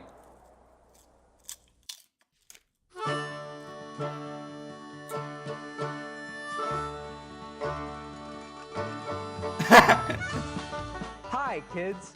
Welcome to our new series, John Deere Action. If you liked our All About John Deere videos, you're going to love No, I'm a feline, not a panther. John Deere Action. Why? Because right here, we're wall-to-wall John Deere. My name's Jeff. We have a great show for you. We're going to talk about the legendary John Deere 80/20 tractor, the John Deere cotton picker. We'll see a 24-row planter and track tractors in action. Yo. We'll visit John Deere Heaven, and maybe even catch up with our old pal Otto. All Yo, this Otto. plus new songs by James Coffey and much more. We have a lot to cover, so let's get started. As always, we open with a song. I've traveled around the world and driven coast to coast. But riding on a big machine is what I like the most. Tractors, plowing fields, dozers, moving herds. There's nothing else like daily life in all the universe. When I want some satisfaction, all I need is John Deere action. I've driven fancy cars, but that's just not for me. I'd rather spend the morning with my girlfriend JD, digging in the ground, hauling dirt and stone, working in the farm and field and zones. When I want some satisfaction, all I want is John Deere action. I've driven steamer trains, I've flown hot air balloons, digging in the dirt is how I spend my afternoon. No matter where I go, no matter what I see, there's nothing else like driving hard in big machines. When I want some satisfaction, all I want is John Deere action. When I need some satisfaction, all I need is John Deere action.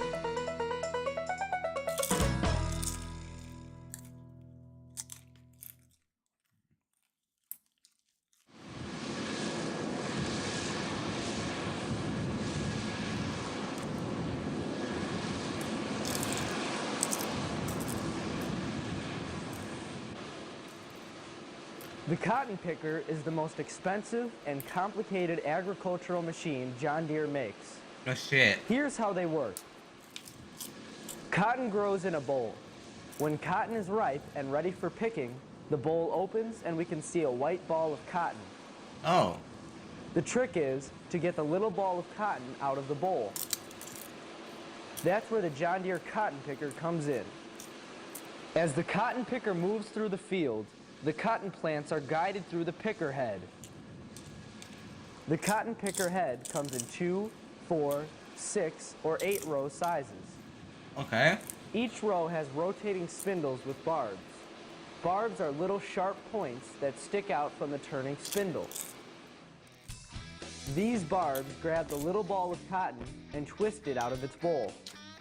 Then a thing called a doffer takes the cotton ball from the spindle and places it in an air duct where it is blown into the storage basket. Alright. Then the cotton is dumped from the storage basket into a modular builder which compacts the loose cotton into firm bales.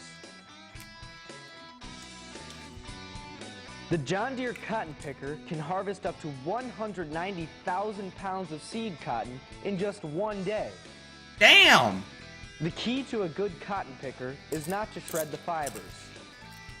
The John Deere cotton picker doesn't shred the fibers. Next stop, the cotton gin, where the cotton fiber is separated from the seeds. Alright. The fiber is then bundled into bales and taken to textile mills, where it is spun into thread.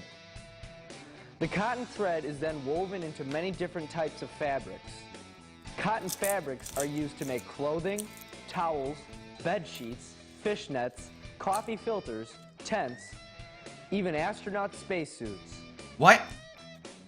Cotton is I didn't also know that. used in binding books and United States currency. Check out a dollar bill. It's got some cotton in it too.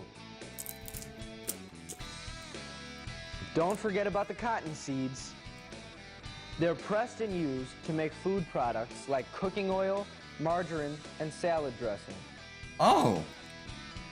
It's easy to see why cotton is the world's most important fiber plant. To grow cotton, you need plenty of sunshine, rain, warm weather, and fertile soil. Yep. The United States and China lead the world in cotton production. Texas, California, Georgia, Should I say it? Should I say it? I'm not gonna say it. Mississippi, Arkansas, and Arizona are the leading cotton producing states. The next time you put on a shirt, check the label. If it says 100% cotton, you'll know where it came from.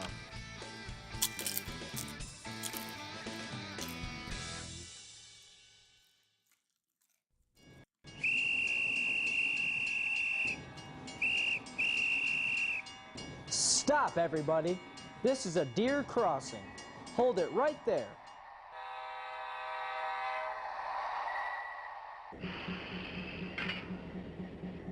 Okay, John Deere, it's all clear. Damn.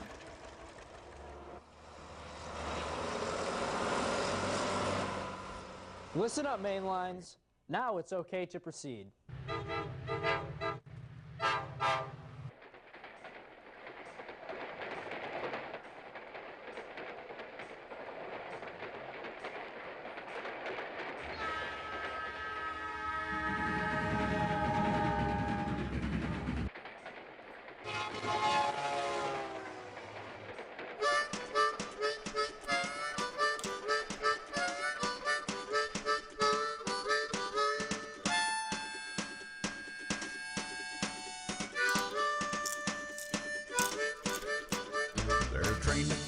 Down the track, there's train coming down the track, there's train coming down the track. John Deere on the back. There's Train coming down the track. The train coming down the track. Train coming down the track. Here's on the back.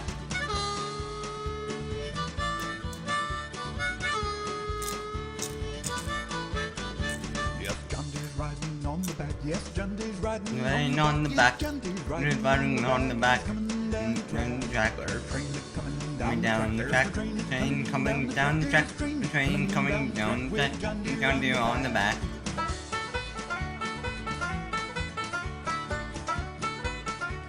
Is that Bob Ross playing?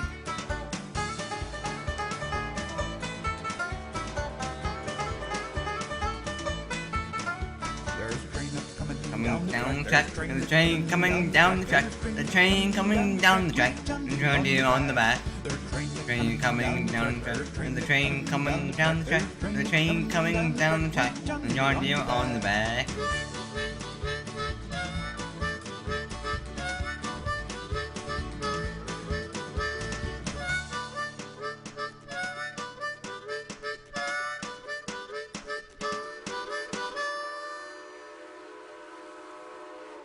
I like trains.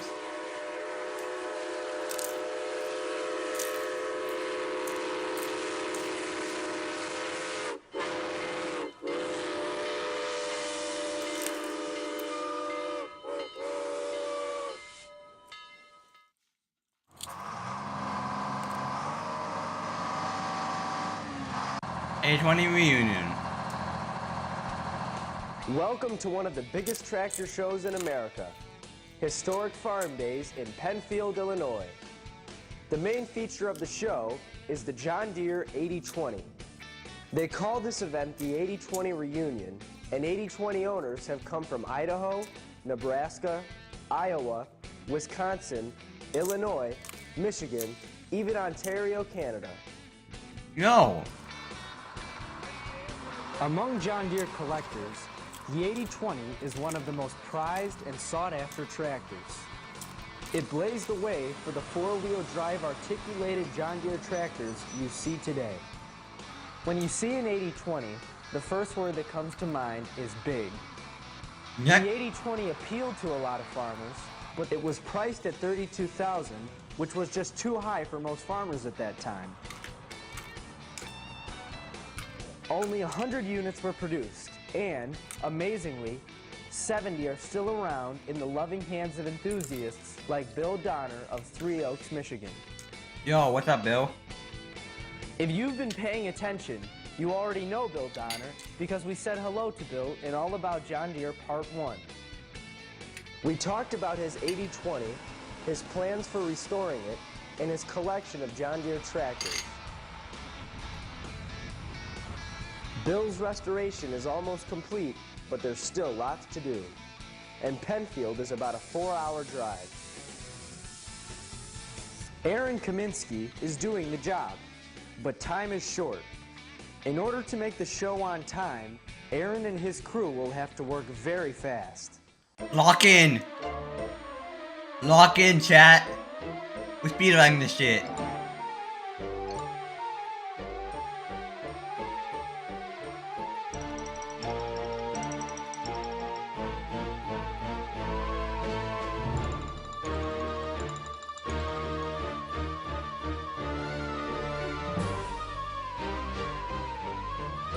Oh, that's how they put on the account. Good work, boys. The 80/20 is back together and looking gorgeous. But will it start?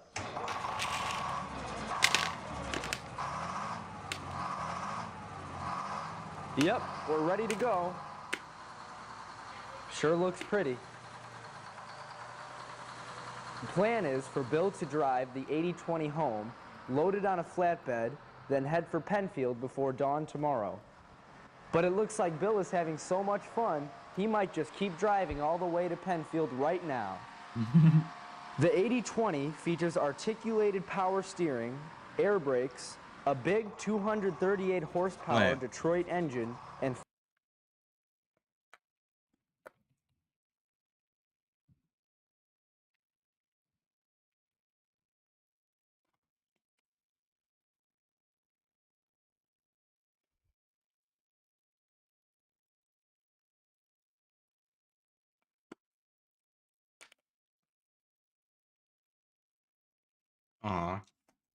four-wheel drive. Articulated tractors or graders are built in two sections. The two sections are connected at a pivot point. This allows for greater flexibility. Articulated machines can turn in a tighter space than non-articulated machines.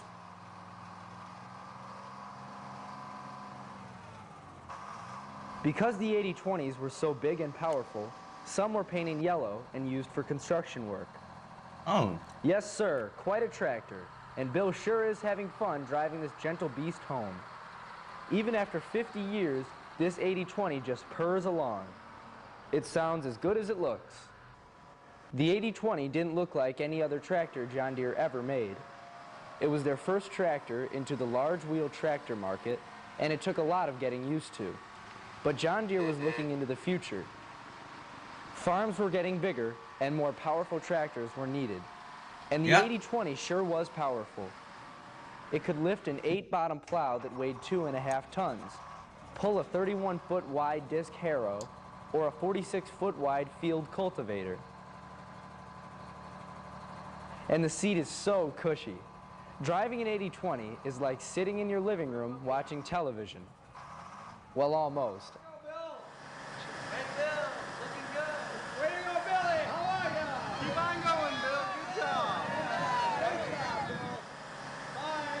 Hey, Bill.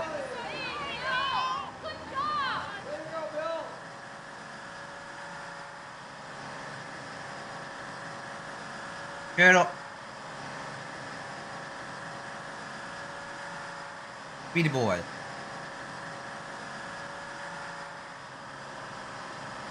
Will you be home for dinner? Call me. Will you be home for dinner? Call. Nope. Now back to Penfield in the 80/20 reunion. The 80/20s are gathering in their special area and getting ready for the big parade. This is Jim Gillen. He brought his 80/20 all the way from Ontario, Canada. Damn. Jim had a little trouble getting through customs because the custom agents had never seen a John Deere tractor that looked like this. Jim also brought this rare plow John Deere designed to go with the 80/20. Yo. It is a fully mounted 8-bottom mold board plow that weighs 2.5 tons. Damn. This is the 3-point hitch John Deere designed to lift the plow. We know the 80/20 is rare because only 100 were made. Guess how many of these 8-bottom plows were made? 25, 50, 75. How about 11? That's What? right. John Deere made only 11 of these special 8-bottom plows. Wow. Thanks, Jim, for bringing this rare plow so we can That all is see it in weird. action. That is weird. That's what makes tractor shows so much fun. You always see something you've never seen before. All in all, 12 80/20s came to the reunion, 11 on Friday and 1 on Saturday. That's the most 80/20s ever assembled in one place. 12 80/20s and 1 8-bottom plow, a world's record. Somebody call Guinness. Congratulations to Daryl Fisher, the I&I someone called Antique Guinness Tractor World Record. Club, and the Historic Farm Days at Penfield, Illinois. And special thanks to Bill Donner and all the other 80/20 owners who made the effort to bring shout the out to them. 80/20s to Penfield. Great job, boys. Thanks for a fine show. Back in the days of rock and roll came a big machine with plenty of pull. 20,000 pounds of power and steel, big diesel engine driving those wheels. Special breed, 100 strong, the tractor of the future. Thanks to Big John. Acre by acre, ton by ton, the hardest working tractor under the sun. If you want more power behind the wheel, I got the right tractor. It's the real deal. Money on you. Money on John 20. Money on John 20.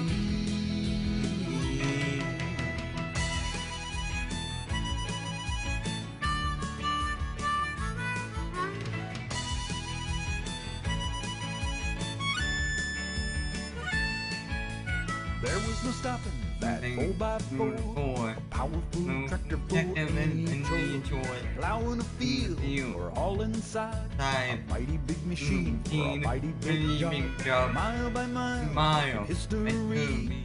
Why we remember is no mystery. When it was needed, it answered the call. The tractor of tractors, it started it all. If you want more power behind the wheel, I got the right tractor. It's the real deal. Good money on the John Deere. My money on the John Deere. My money on the John Deere 20.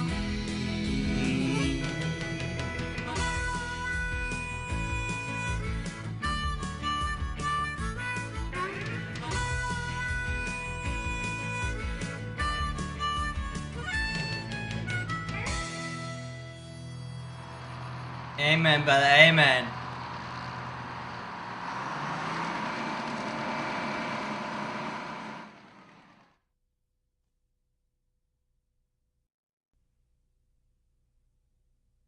Otto, you've harvested the wrong Otto, what's up, my guy? Put that field back the way you found it, and make it snappy.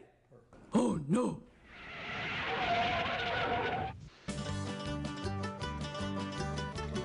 Oh, new song. Otto, hand review.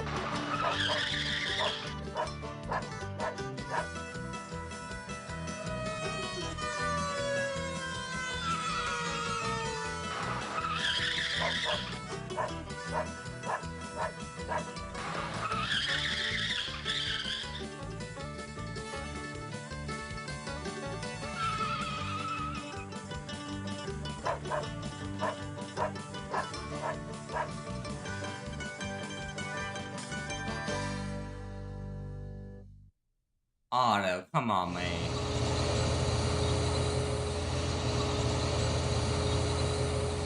Good years. These are rugged little machines that do a lot of work in small spaces. Skid steers are versatile and they work fast.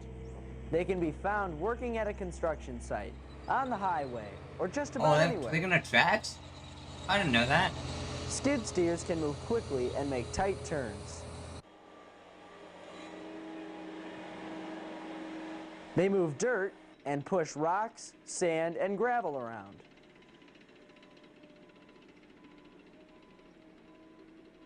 Many attachments are available which allow the skid steer to do a variety of jobs quickly. Outlet board, bucket, roller, grapple. Skid steers turn like dozers. The operator stops or slows the wheels on one side while the wheels on the other side keep going. The wheels that are stopped skid along as the turn is made. That's where the name skid steer comes from. Oh. The most powerful skid steer is powered by a 91 horsepower engine and can lift 91 up to horsepower, not bad. 3,500 pounds. 3,500, okay.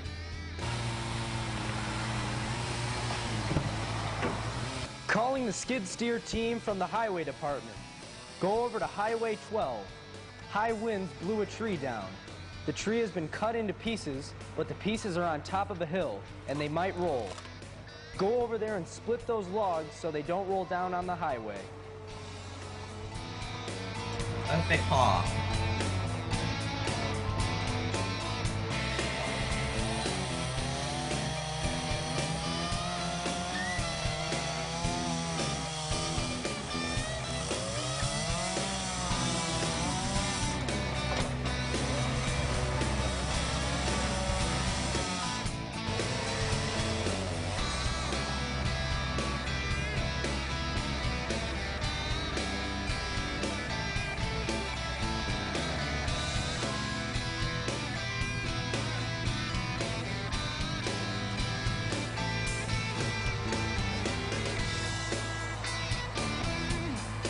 Job done, job done.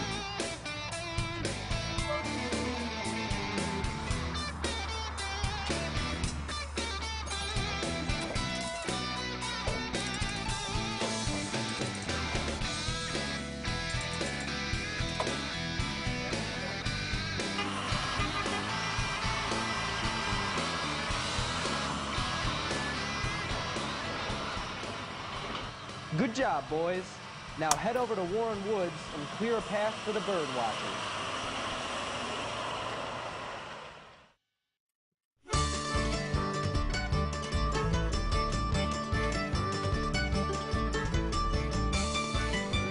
What am I watching? What? Yo.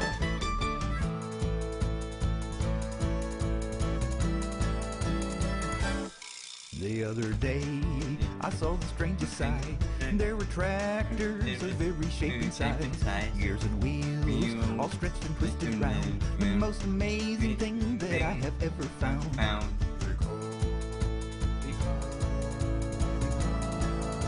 Because I'm tractor crazy, I'm seeing tractors upside down. I'm tractor crazy, I'm seeing tractors twisted round. I'm tractor crazy, I'm seeing tractors here and there. I'm tractor crazy, let's squeeze tractors everywhere. Yo, what drug did I take?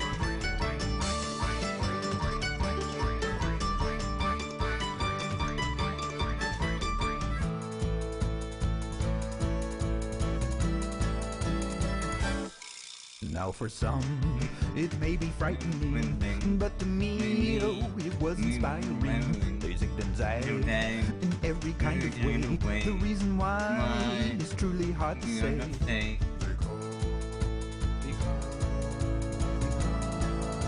Because I'm tractor crazy, I'm seeing tractors upside down. I'm tractor crazy, I'm seeing tractors crooked round. I'm tractor crazy, I'm seeing Tractor crazy, I'm seeing tractors everywhere.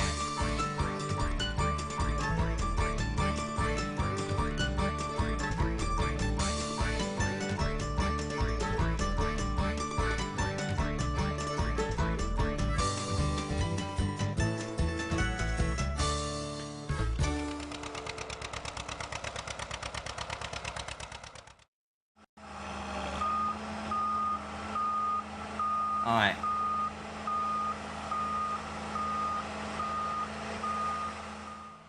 You see motor graders on almost every construction site. Graders are used anywhere a flat surface is needed, like roads, airport runways, and parking lots. And when it snows a lot, like in the mountains, graders are also used for plowing snow. John Deere got into the grader business late, but when they did get in, they made a big splash. In 1967, John Deere introduced their Model 570 motor grader.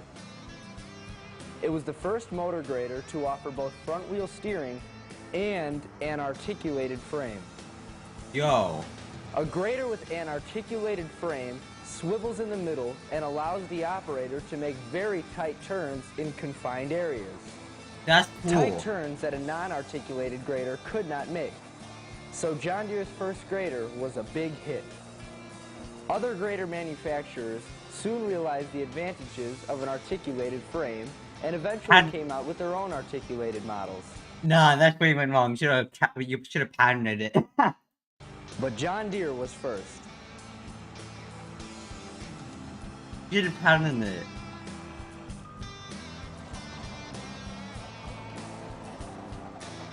Then in 1979, John Deere introduced another first, a six-wheel drive motor grader. Previously, only the 4 rear wheels were powered. John Deere was the first to power both the 4 rear wheels and the 2 front wheels. This was another major advance in the grader business. 6-wheel or all-wheel drive graders have more traction and are easier to turn. Yo. John Deere unlocking all the DLCs. Usually, the grader operator is the most experienced person. Today, Chuck is our man. He just senses when the grade is right and the road is level. Chuck drives along, raising the blade a little here, lowering it a little there, and when he's done, the road is graded perfectly. The 3 main parts of the motor grader are the frame, blade, and cab. The cab is a comfy place to work. It has big windows so Chuck can see all around. It's air conditioned and has a radio and a nice, cushy chair. The biggest John Deere grader has a 16-foot wide blade, can go almost 30 miles per hour, is powered by a 205 horsepower engine, Damn, not bad. 36,000 pounds, and holds over 100 gallons of diesel fuel. So when you see an articulated motor grader, you can tell everyone John Deere was the first.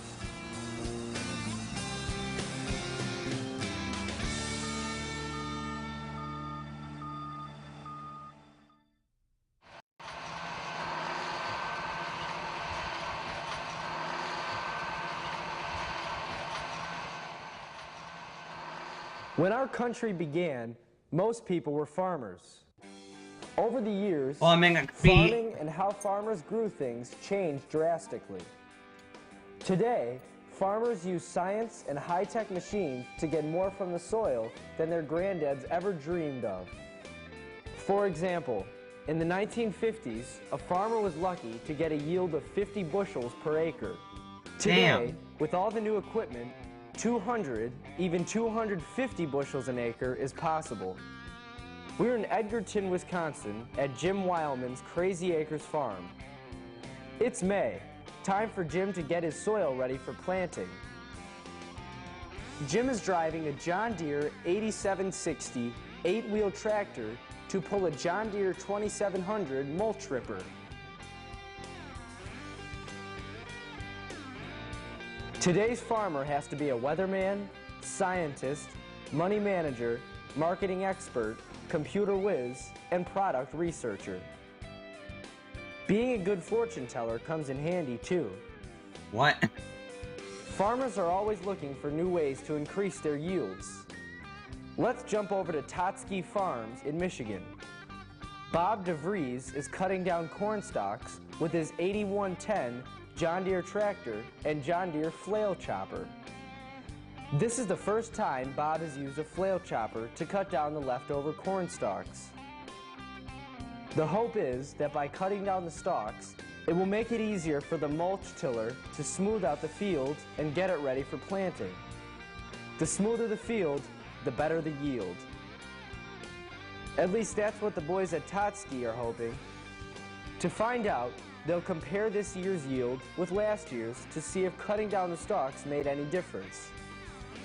After Bob makes a few rounds with the flail chopper, a 9300 articulated John Deere follows, pulling a 714 mulch tiller. Oh, I bet. A set of disc blades are in front of the chisel plows. The disc blades break up the ground and make it easier for the chisel plows to do their job. Now we're back in Indiana with our old pal Jeremy Zolvinsky. The April rains have stopped and the field is dry enough to get it ready for planting. Jeremy's 9300 is working with the John Deere 726 mulch finisher. The mulch finisher turns the rough field, beaten up by the winter, into a nice, smooth feed bed just waiting for those seeds. When you plant, here's what's important. The seeds have to be spaced accurately, you have to control how deep the seeds are planted, and you have to be sure the seeds are covered by just the right amount of dirt to assure the best germination. We'll talk more about planters in John Deere Action Part 2. After the planting is done, the worrying begins. Will there be enough rain? Will there be enough sun? Will it be too cold or too hot? The farmer also worries about weeds. He can't do much about the rain, sun, or the temperature, but he can do something about the weeds. Farmers don't like weeds because weeds take soil nutrients and fertilizer away from the plants. This means less yield. To get rid of weeds, farmers use a row crop cultivator. The thing about a row crop cultivator is you have to pay attention where you're going, because if you don't, you'll rip out the plants rather than the weeds. So you have to go slow and keep the front wheels of the tractor in the center of the row. The idea is for the blades of the cultivator to rip up the weeds between the crop rows without ripping up the crops, or even covering the crops with dirt. As I said, you have to pay attention to where you're going. Now we're in Montana, and this wheat field has just been harvested. We sure get around, don't we? Chuck is using a field cultivator with a tine harrow in the rear. The wheat stubble left over from the harvest will help grow the new crop. Here's the difference between a row crop cultivator and a field cultivator. Okay. A row crop cultivator is used between planting and harvest to rip the weeds out. A field cultivator is used after the harvest or before planting. The field cultivator breaks up the field and prepares the seed bed. Farming is important. Why? It is important. Because farmers provide us with most of the food we eat. We should all be thankful and appreciate how hard farmers work. So when you see a farmer out in the field, give him a big smile, wave, and say thanks. I will.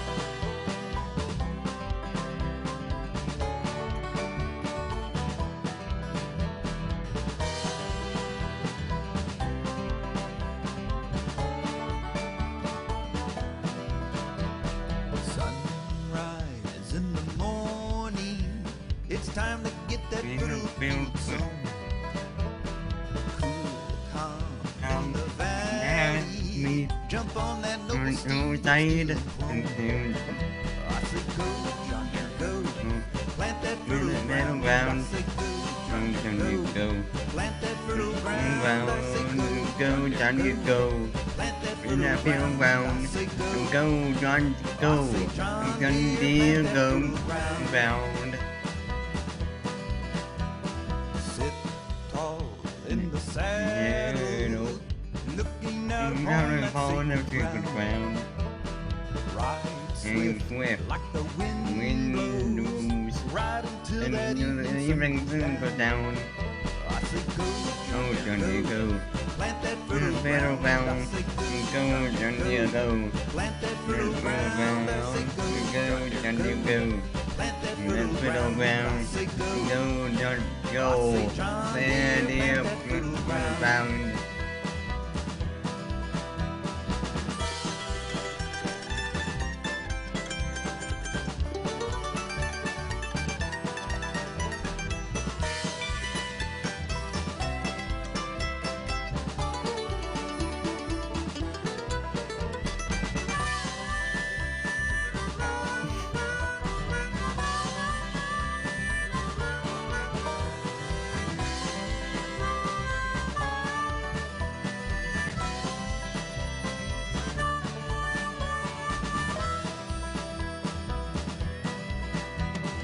Life grows in the fields, corn and beans and barley, wheat and rye. Sunshine and the rain falls. Soon those seeds will rise to touch the sky. I say go, John Deere, go. Plant that Fertile ground. And go, John Deere, go. Plant that Plant that fertile ground. And go, John Deere, go. Plant that fertile ground. Go. I say John John Deere, plant that fertile ground.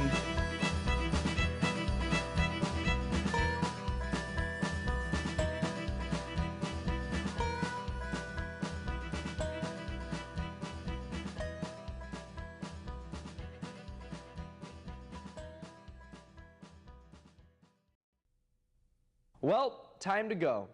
Have to do my chores. Hope you enjoyed the show. See you. Next one. We're gonna plow through this, no pun intended. For this next one, I'm taking a little break. I'm gonna get some more popcorn. Let's do it.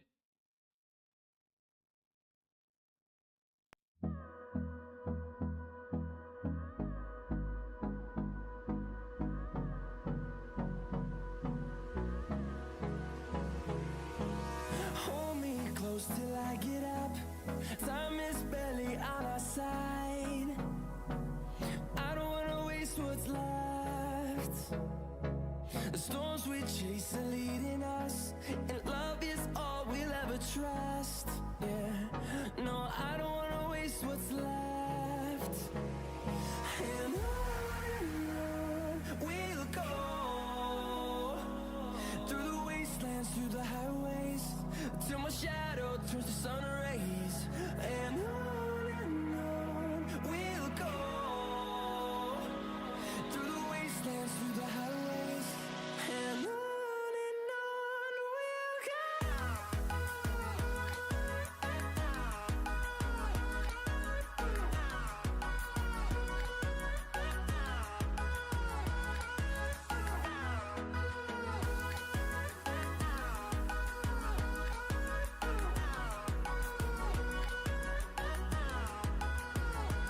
On we'll go.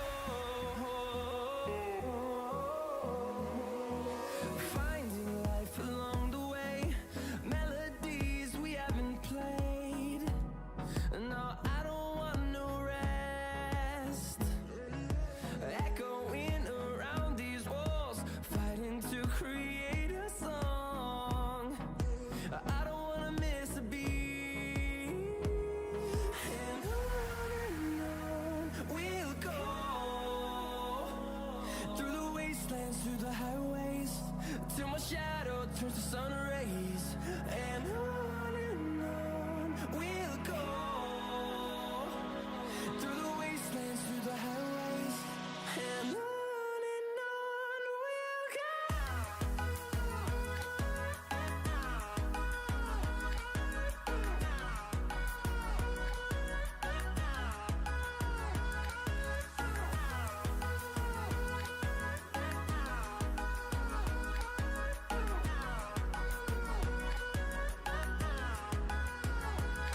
And we'll grow in number, fueled by them to see the horizon, turn us to thousands. And we'll grow in number, fueled by them to see the horizon, turn us to thousands. And on we'll go, through the wastelands, through the highways, till my shadow turns to sun rays. And on we'll go, through the wastelands, through the highways, and on we'll go.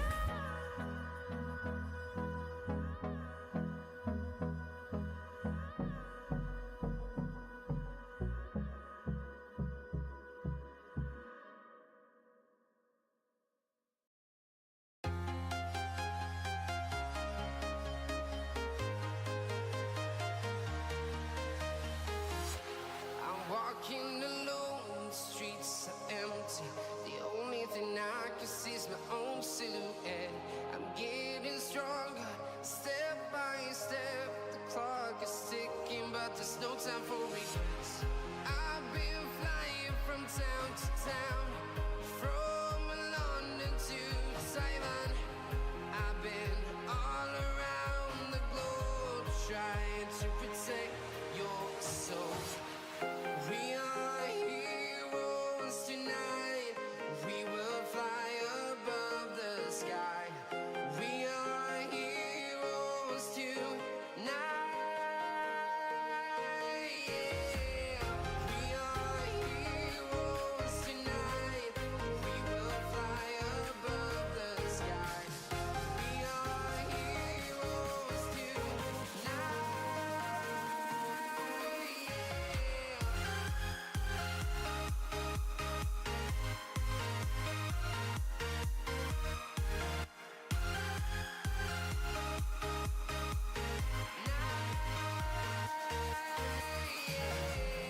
Feel like a dynamite, ready to explode right up in the sky.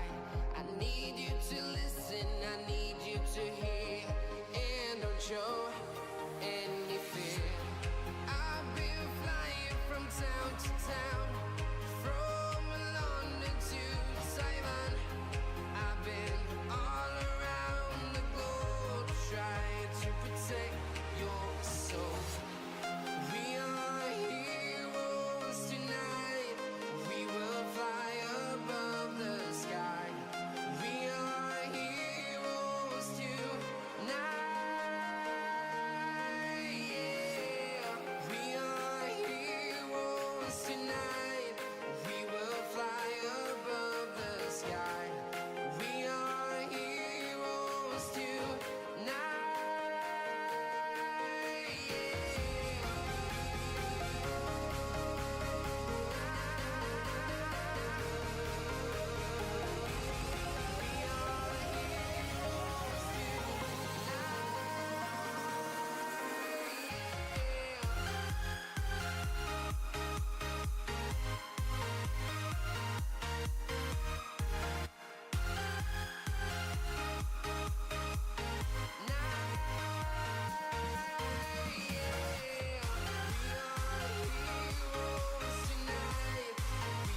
We are so back. We are so back. Oh my god, we are back. No, after part 2. Can we actually finish like all of them? Wait.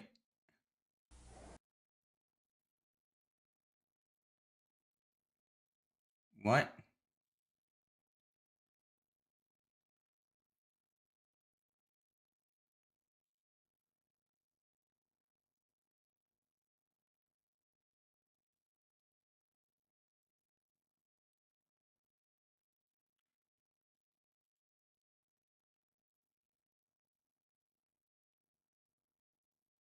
What happened? I don't know what happened.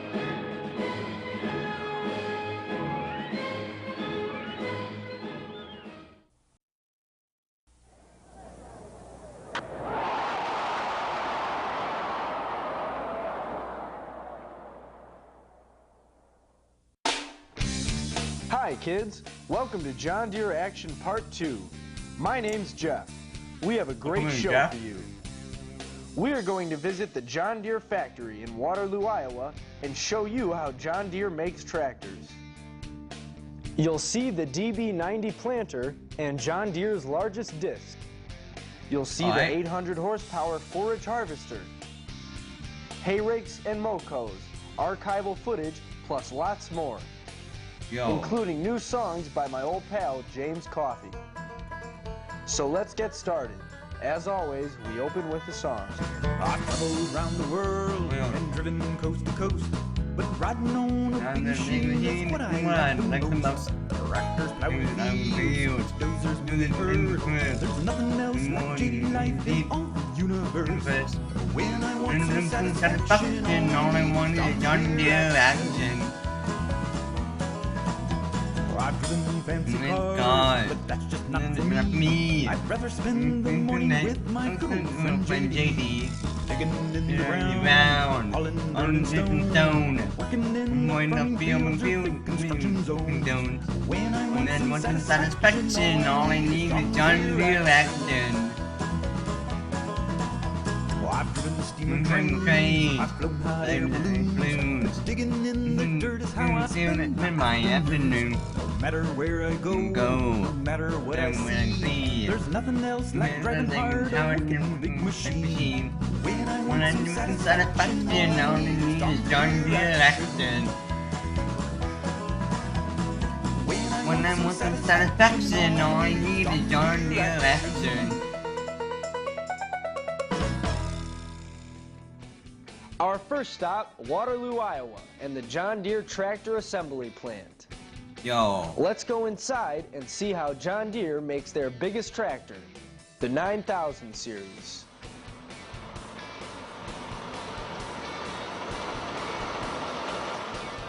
First, the front axle is attached to the front frame, and the rear axle is attached to the rear frame. These two halves are then connected in the middle. The part that connects the two halves is called a gudgeon. Gudgeon.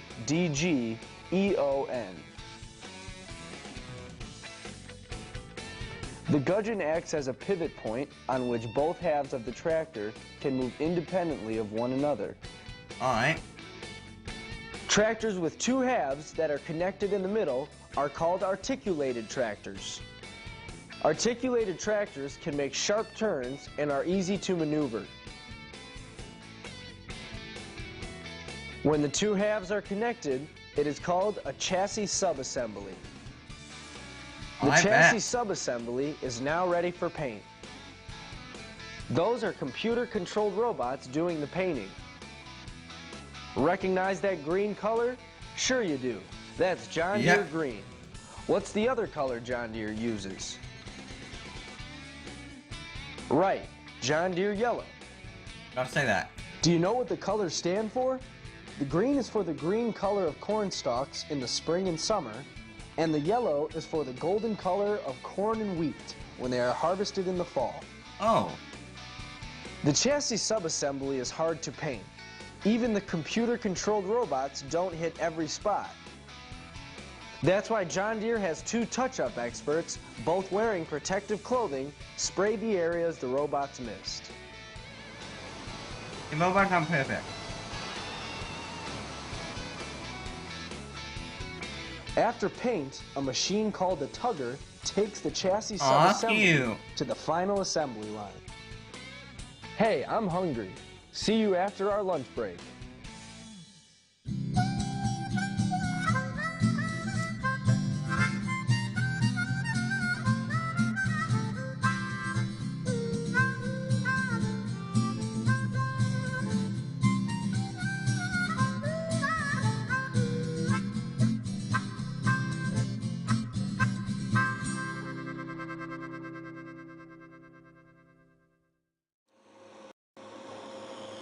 It's spring, time to get the field ready for planting.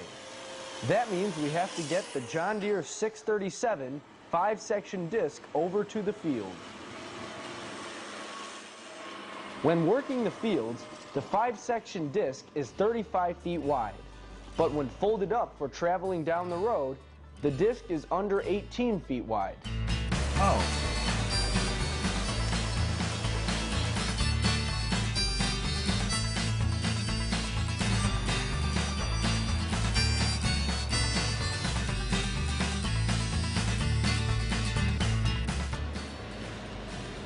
The 637 5-section disc is the largest disc John Deere makes. The disc opens the land and leaves it nice and smooth, ready for planting. Way back in the early 1800s, plows and discs were pulled by horses. That was hard work. Later, steam-powered tractors came along. The steam tractors were an improvement over walking behind a horse, but not much of an improvement. Yeah. The old steam tractors were big, noisy, and they were dangerous. In the early 1900s, internal combustion, gasoline-powered tractors did the work. Farmers still use gas-powered tractors, but over the years, they have improved quite a bit. The tractors of today look nothing like the old-fashioned tractors. Check out the difference. Which tractor would you rather ride in to work the field?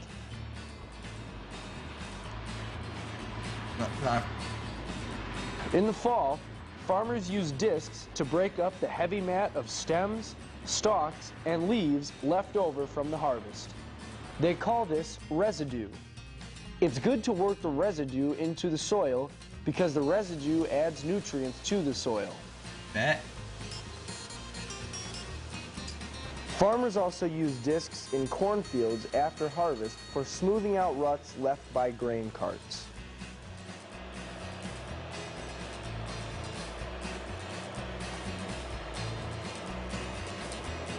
Discs have changed over the years. They can run faster, about 7 miles per hour. You could only go 3 or 4 miles per hour with the old, lighter weight discs. If you went faster, they would bounce up and down and not do a very good job. Yep.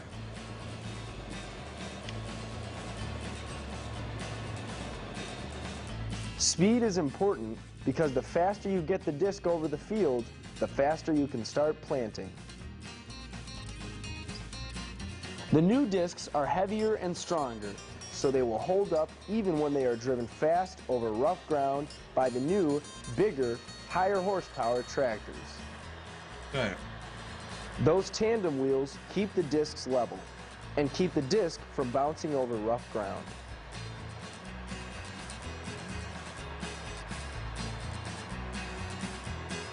So if it's early spring and you see a farmer driving a tractor in the field, chances are the farmer will be using a disc to get his field ready for planting.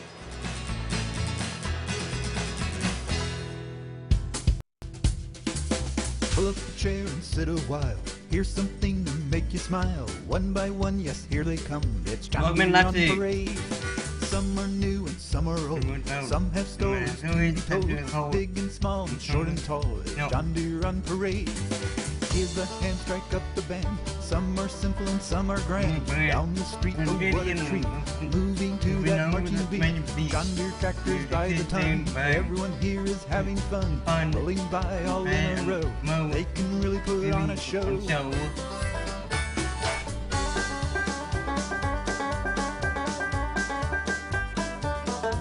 Nice.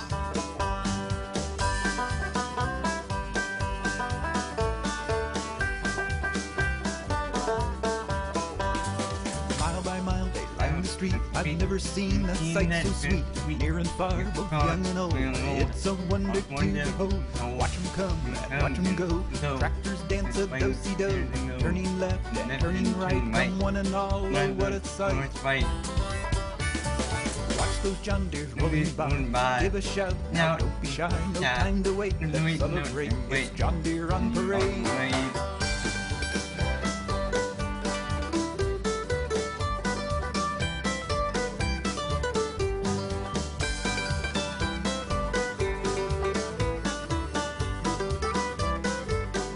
What do you mean? Also, you still up to comment my flights on Spring Lake.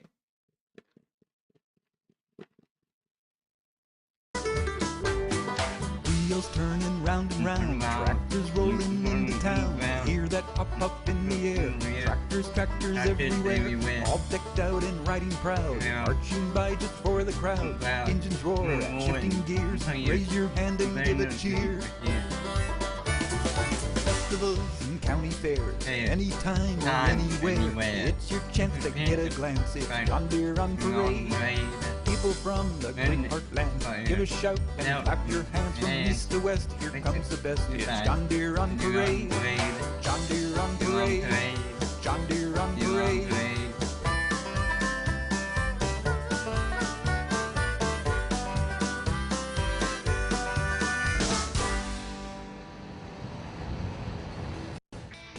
Okay, we're back at the John Deere Tractor Factory. Yo. At the same time the chassis is going through paint, the cab starts taking shape at the laser station. Sheet metal tubes are fed into a chamber where a computer-controlled laser beam cuts the tubes into sections and burns holes into them. That's alright, fine. Then the tubes are welded together to form the frame of the cab.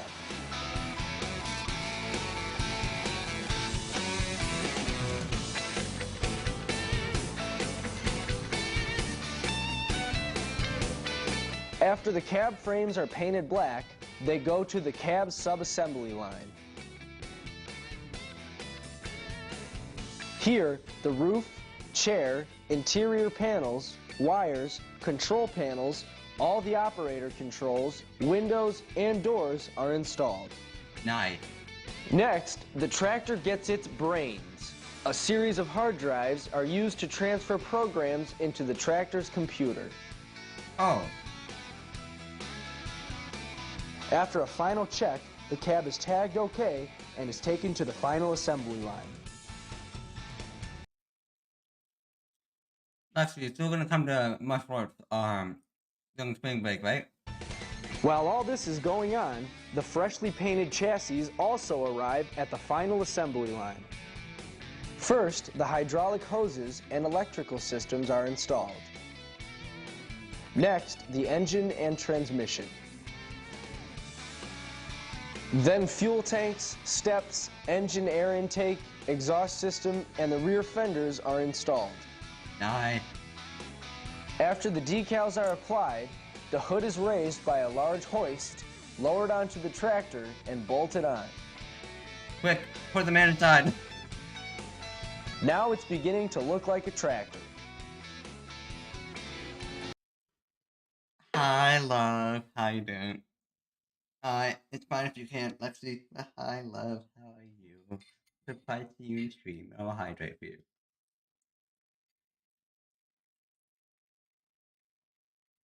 In the 60s, that's insane. When was this place built? Well, the house I'm in right now. I don't remember exactly where because my history sucks. But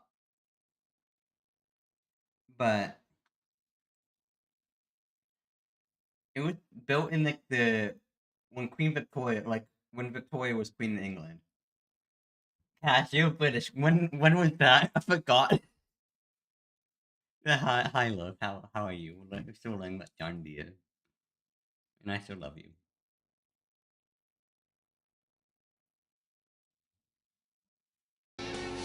The last steps are to bolt on the four wheels, start the engine, and drive the Oh, I know stabbing me in front of my boyfriend. tractor off the line. It's not to act long.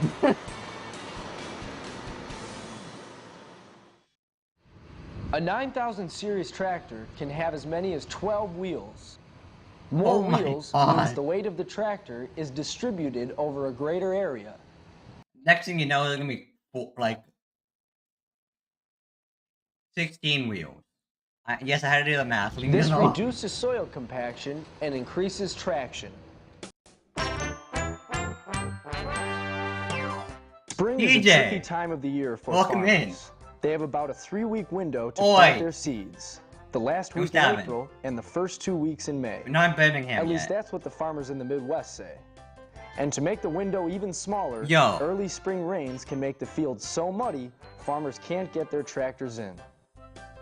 So farmers want planters no. that can do the job I'm so quickly. sorry. What is a planter's job?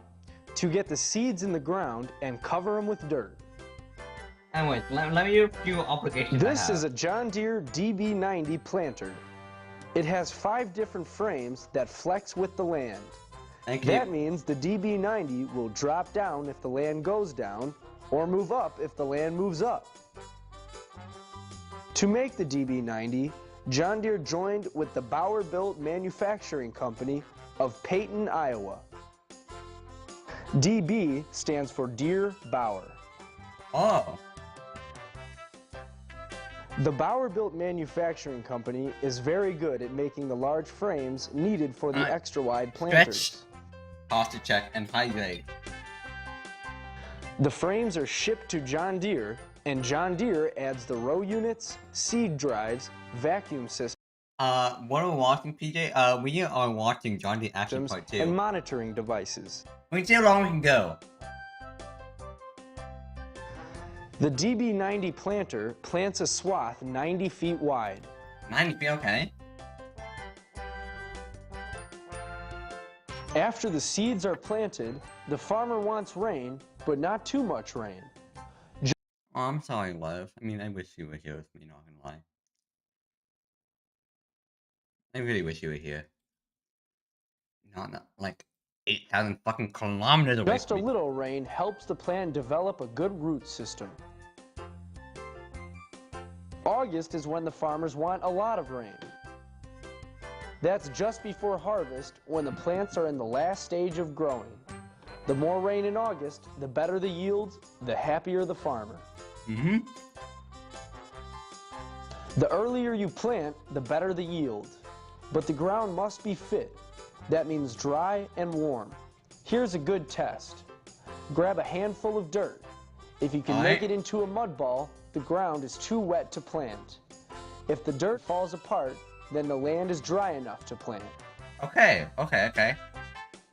Most planters have small, individual tanks over each seed drop. Each of these tanks has to be filled by hand individually. It's much easier and faster to fill 3 large tanks than it is to fill lots of smaller tanks. So that means fewer stops to refill. That's another way the DB90... Love you, my angel. And I love you too, sweetheart. I always will.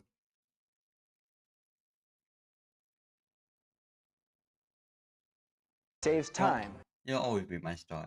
And when you're planting, time is everything.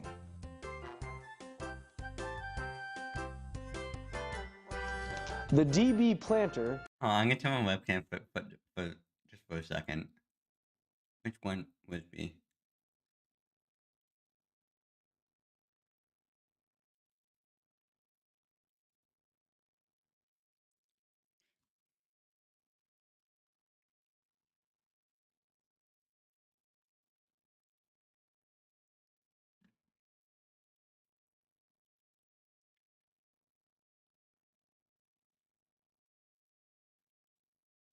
has 3 different sets of wheels. The cleaner wheels clear a path for the seed drop. The gauge wheels make sure the seeds are planted at the same depth. And the press wheels, those are the ones that are angled in like the letter V, gather the dirt around the seeds, leaving the dirt on top loose so rain and sunshine can get in and help the seeds germinate. Make me blush. No. How does a planter this wide make it down country roads? Well, just Country watch. roads. The 5 frames Take me fold up into home. a package just 18 Country roads. Take me home to the place. I'm not gonna do it. feet wide and about 55 feet long. And Farmer Jack doesn't even have to leave the comfort of his cool, comfy cab to start the action. He just sits back and does everything with his little control box. They use planters like the DB90 in places where the roads are wide and the farms are huge, like the western United States and Canada. Farmers in those areas might farm 10,000 acres or more. If you're 10,000 that acres, that's farmer, insane. The John Deere DB90 is the planter for you.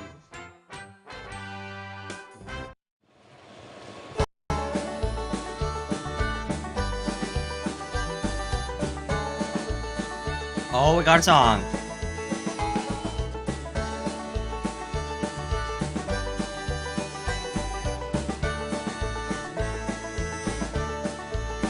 I'm a John Deere man, Man, just working the land, and man, giving people a helping hand. whenever I can. Going, If there's a need, that's where I'll to be. go.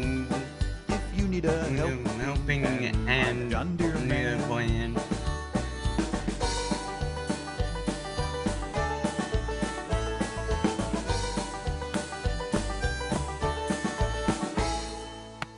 Grandpappy told Dad Man, when he was a lad, man, you're gonna have some good days and some that's bad. But through it all, no, one thing's the the same. same.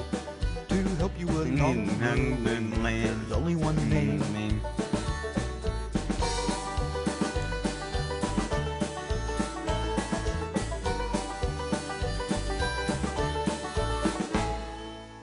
Oh, I'm a John Deere man. Yeah, man. All this music from James Coffee. Giving people a helping Hand, whenever I can. Going. If there's a need, that's where I'll Well, be. me, If you need a helping hand. I'm a John Deere You man. man. If you need a helping hand. John Deere Yeah, man.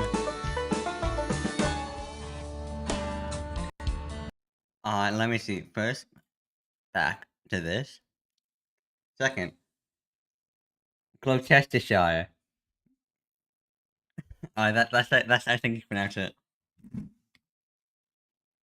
No, wait. Oh. Gloucestershire.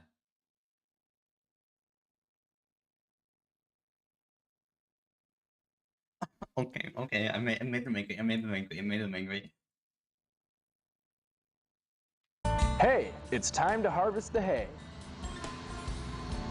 This is John Deere's 926 mower and conditioner.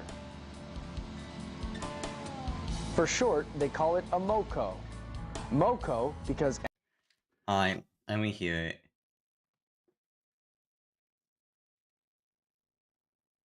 Hey, Timothy.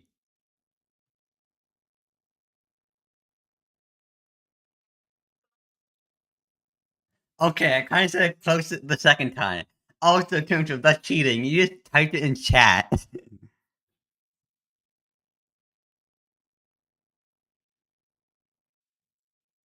M and O stand for mowing, and C and O are the first two letters. You in cannot condition. speak, Lexi. So for short, they You're call it looking gay as MOCO. well. First, the hay is cut by sharp blades that spin around. The hay goes through the machine and out the back. The 926 MOCO cuts a swath almost 10 feet wide. As the hay passes through the machine, it goes through rollers and rubs against a conditioning hood. The rollers break the stems, and the rubbing action against the conditioning hood removes the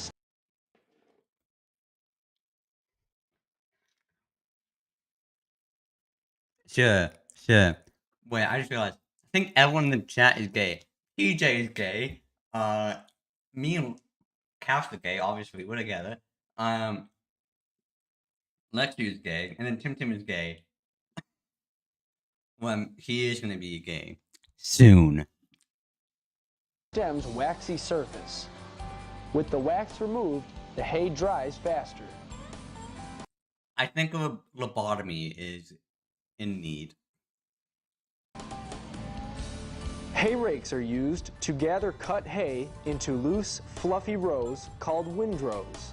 When the wind blows, the hay dries. That's why they're called windrows. Yep. Farms have been using hay rakes for over 200 years. The first hay rakes were pulled by horses and called woe-back rakes. They were called whoa back rakes because the farmer had to stop his horse and make him move backwards to unload the hay. So he yelled, "Whoa, back!" All right. Next, a hay baler comes along and bales the hay. The windrower is another John Deere machine that works with hay. It does two jobs, cuts the hay and leaves the hay in Yeah, there's multiple references to horses. windrows. In America, more acres are planted in corn and soybeans than any crop.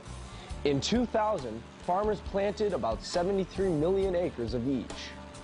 Hay was third with 60 million acres. Oh. California is the leading hay producing state, followed by Minnesota, South Dakota, and Wisconsin.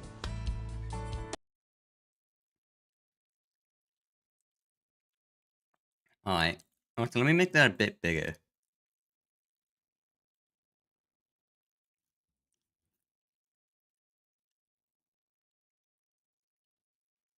I'll do it after the ad break. Farmers like to I'll wait for the ad to be done.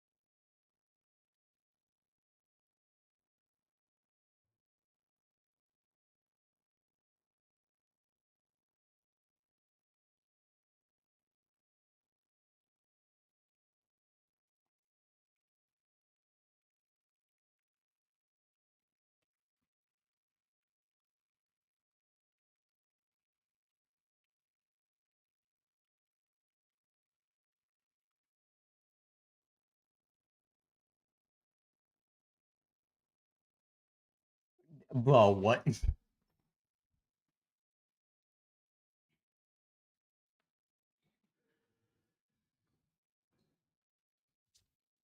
Alright. 10-minute timer for face cam. Hello there. grow hay because it can be grown in almost every state and it doesn't cost as much to grow and harvest. Fun fact, hay is actually grown in every state, including Alaska and Hawaii, As it does to grow and harvest corn or soybeans. The most popular type of hay is alfalfa. Horse and dairy cow owners like to feed their animals alfalfa because of its high nutritional value. Oh.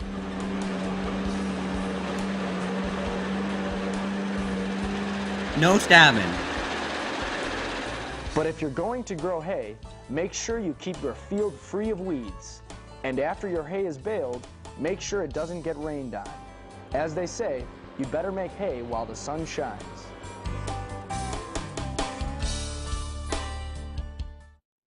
Fair enough. Oh, some archive footage.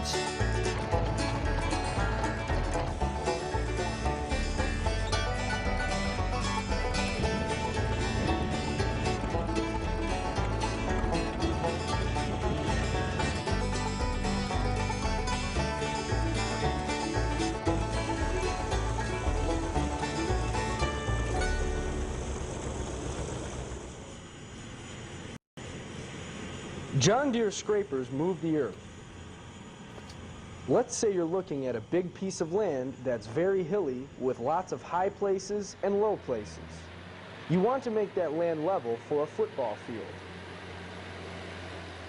So your problem is to get dirt from the high areas where there's too much dirt.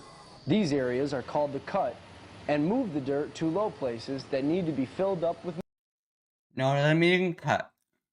I don't more know. dirt. These low places I don't know, are called Lexi. the I don't fill. know.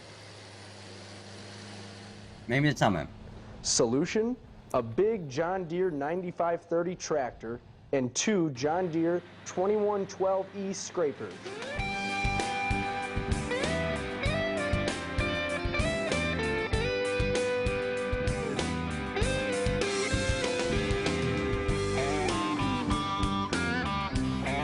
Ah.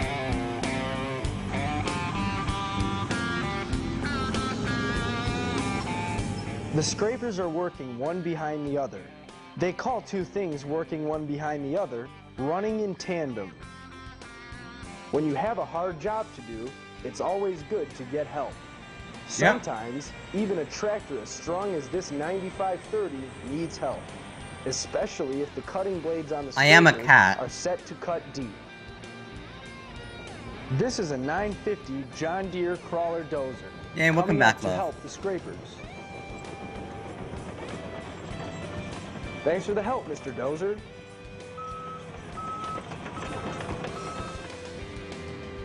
No, you don't, Tum. No, you don't. That's probably you. That's probably yours. We all know farmers need rain. Well, sometimes construction workers need rain too.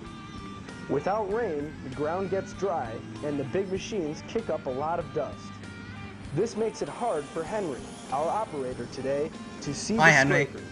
But Henry knows what to do.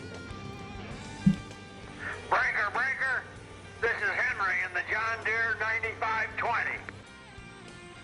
Calling Harry in the John Deere water truck. Hey Harry, it's mighty dusty up here. We need water. Can you get here right away? Hi Henry, this is Harry and I'm already on the go.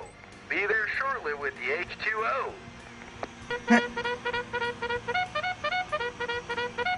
What's up, bud? Thanks, Harry. Don't let your truck get rusty. We'll need more water tomorrow if it stays this dusty. And remember, never a doubt, this is Henry. Over and out. I love the rhymes. Sometimes, when there's not enough dirt to fill in the low places, new dirt has to be brought in. Here, we see a John Deere excavator loading both scrapers with fresh dirt. The scrapers will then take the dirt over to the low areas and dump it.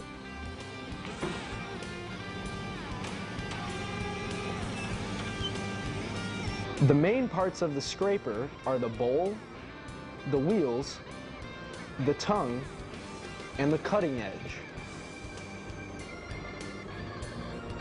The bowl on the 2112 can hold 21 cubic yards of dirt. Nice. The cutting edge at the bottom of the scraper cuts into the top layer of dirt, and the forward motion of the scraper forces the dirt into the scraper bowl. Okay, okay. Then Henry drives over Wow. to the fill area, opens the bottom, and the ejector Okay. wall pushes the dirt out. Henry keeps doing this until the land is level.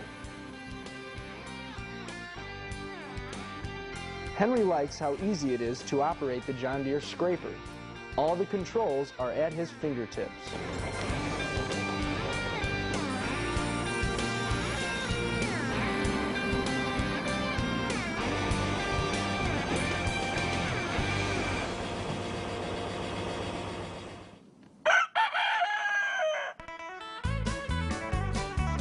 Yo.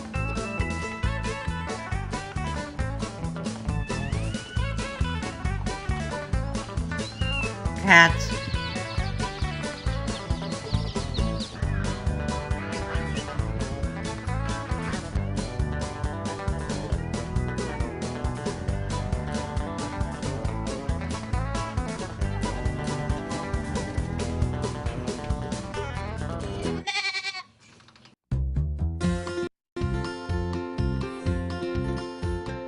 I've been working on the railroad all the live long day.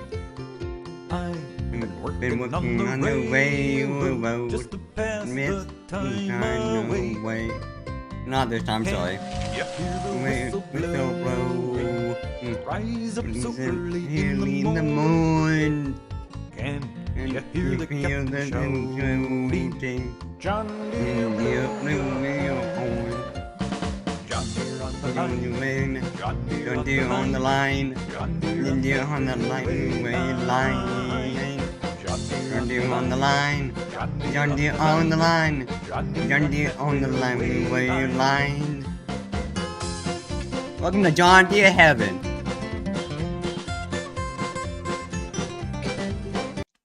Welcome to John Deere Heaven. Where everything is mellow, and even the cows are green and yellow. Sure, we can call. Give me a second.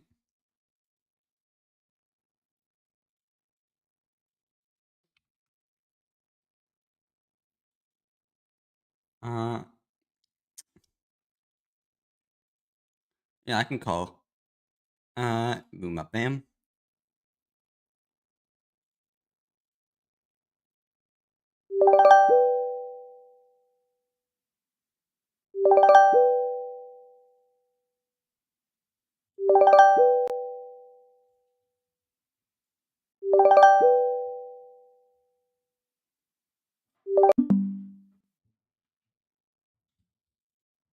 Alright.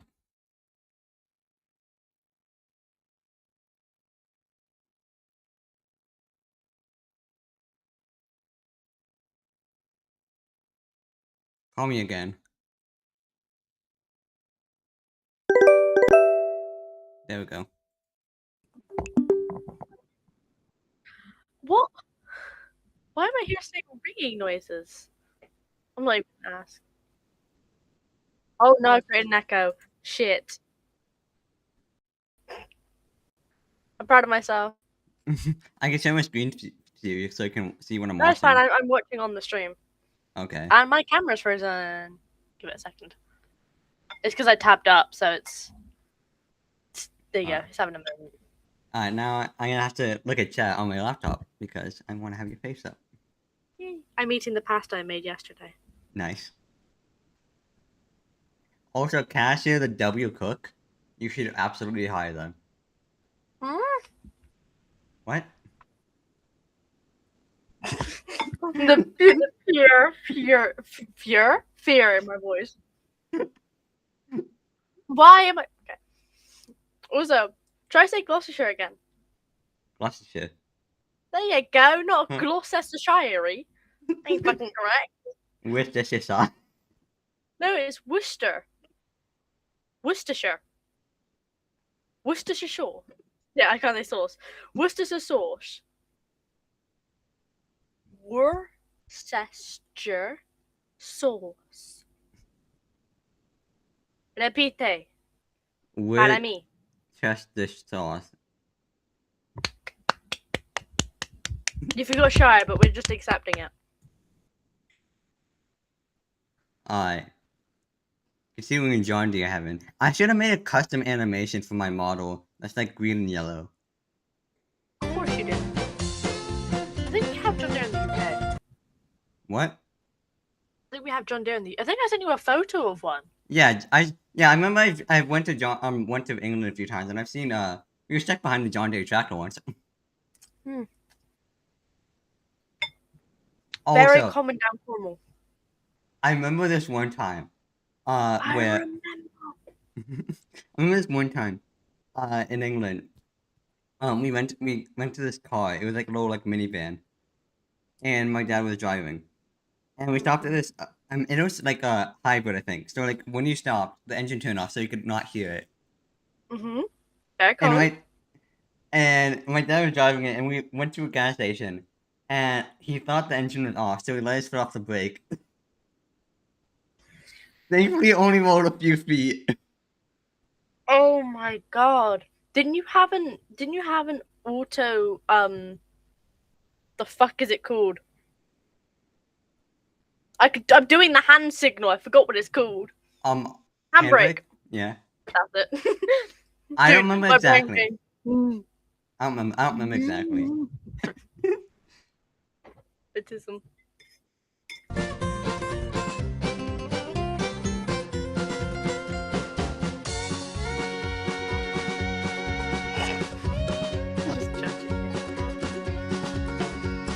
Tractors on the line, dozers on the line, loaders on that railway line. My lips look really red on camera. Dozers on the line, loaders on that railway line. John Deere on the line, John Deere on the line. John Deere on the railway line. John Deere on the line. John Deere on the line. John Deere on that railway line. John Deere on the railway line. John Deere on that railway line.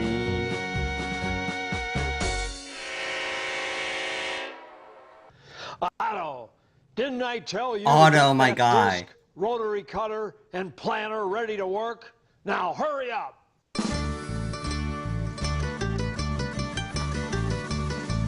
Otto the goat. Dude, look. My lips look like I'm wearing lipstick. Do not say they are kissable, because I will punch you. I knew you were thinking it.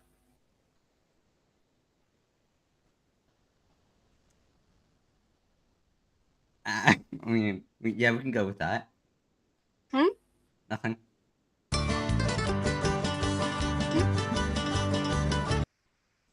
What? You're so gay. I know I am. Should I annoy Tim Tim? Yes. Okay, let's do it. What are you gonna do to Tim Tim? Nothing. Look on stream real quick.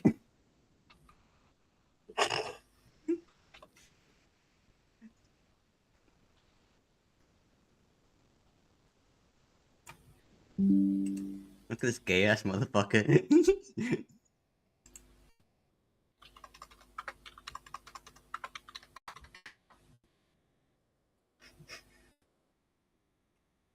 I'm doing nothing to Tim Tim. Oh my god, I would love to see this.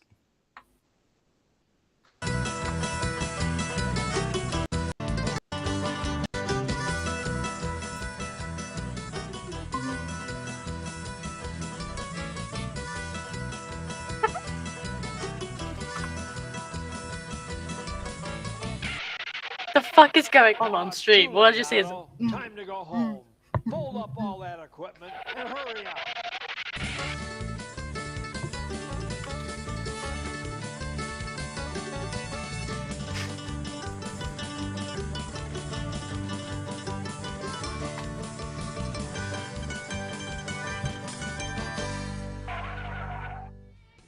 Time for our final peek inside the John Deere tractor factory. Yo, John Deere As factory. the tractor leaves the line, it backs up a steep hill and stops.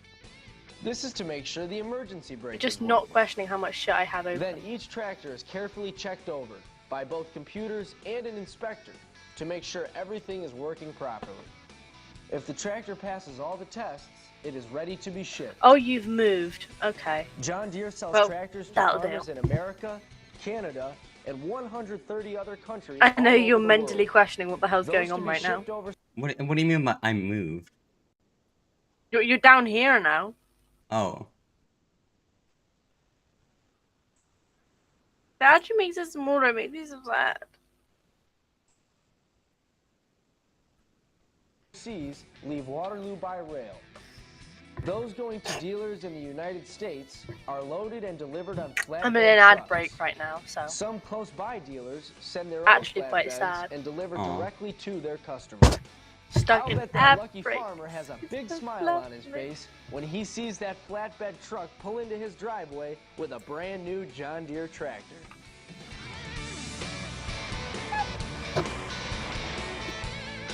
Skip myself with that.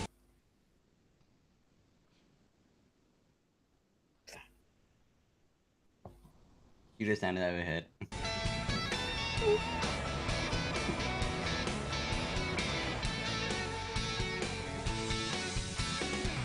I know there's more John Deere action episodes, but we're just gonna finish with this one today.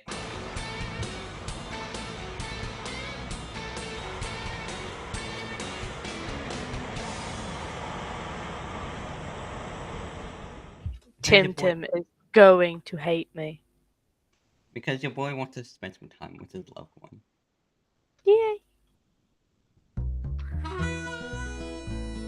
Ooh, more music time.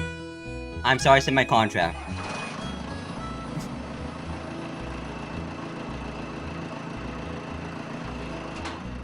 What do you do with the big John Deere? What do you do with the big John Deere? What do you do with the big John Deere? Early in the morning, climb on board and put her in gear. Climb on board and put her in gear. I'm board and put her in gear. Are you looking at what I'm doing to Tim? Yes.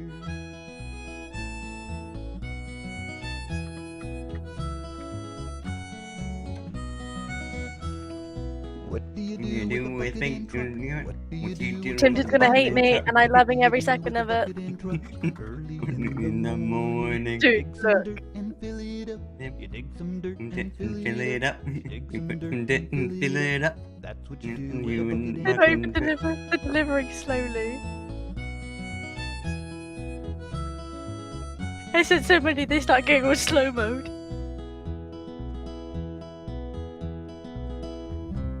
What do you do with the big what do you do with the planter and plow? What do you do with the planter and plow? Early in the morning. Grow some feed for the horses and cows. Grow some feed for the horses and cows. Grow some feed for the horses and cows. That's what you do with the planter and plow.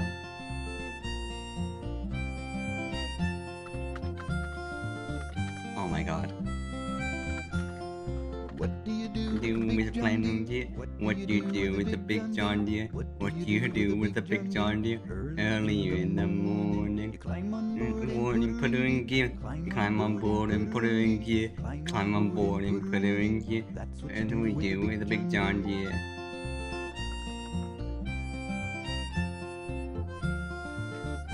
I think that's unacceptable. Come on.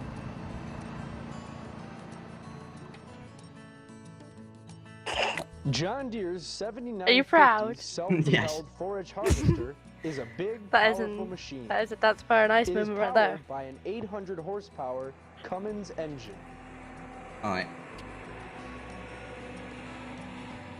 We're at a big Oh my dairy farm god, Tim in is rocking it. California.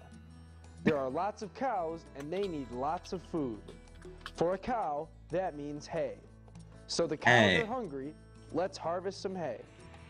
First, a John Deere What, not like you're rocking on my R450 dick? windrower with a 995 cutter platform cuts the hay and leaves it in windrows. After the hay dries in the sun, the forage harvester scoops up the hay, chops it into little pieces, blows it out a chute. Oh my god, Cass.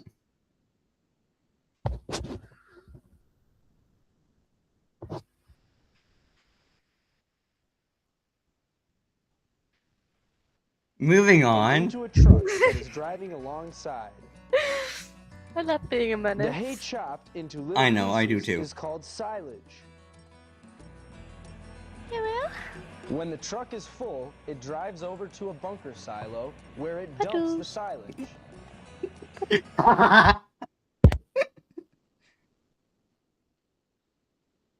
Oh. Fucker.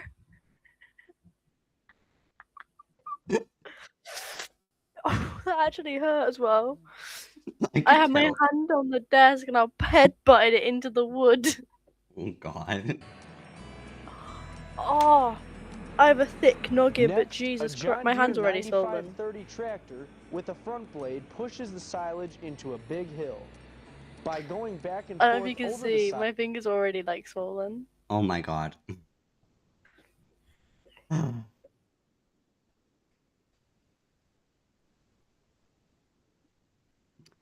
Oh lordy. The 9530 packs the silage Yeah. down tight and forces most of the air It's and totally not moisture like out. double the size and really The hot. tighter the 9530 packs down the silage, the better. Then the silage sits for 6 to 8 weeks until it ferments into feed for the cows. It must taste sweet because those cows seem to really like it. Yep. As I said, this is a big dairy operation where they milk lots of cows. Oh my god. Oh, Here's that's how all they do cows.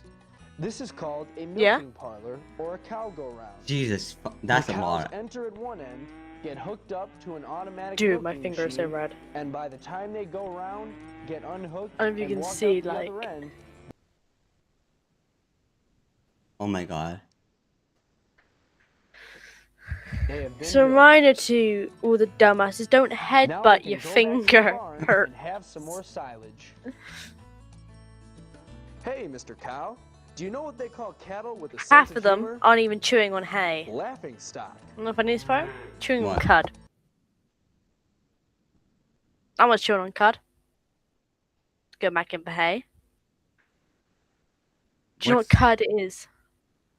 So you know how cows, they digest, it comes back up. They chew it, they swallow it, they digest it, comes back. The stuff that comes back up is cud. What do they call a cow from the Antarctic? An Eskimo. Yep. Just so they can get the most out of it. Oh, These cows don't seem to have much of a sense of humor. those jumps are painful. Oh It's lord. amazing how fast these forage harvesters go through a field. And those trucks keep right up. Timing is important. When one truck is filled, it pulls away, and an empty truck pulls in and the loading continues. There's no time to waste. There's lots of cows to feed, and cows are always hungry. Yep, they are. They're cute. Sometimes 3 forage harvesters are used.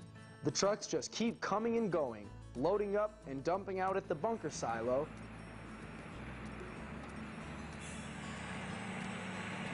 While the 9530 keeps pushing the silage up the hill. Marijuana. Driving back and forth, packing down the silage. We'd love a bit of that. There's always something to see at this dairy farm. Windrowers in action, forage harvesters, I saw that. trucks, tractors, and most of all, lots of cows. It wouldn't be my first time. What? Well, time to go. I have. Thank you. I Oh. didn't know.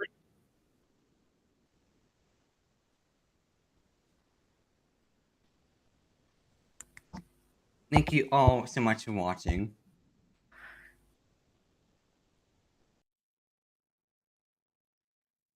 Let's see if we can rate out 2.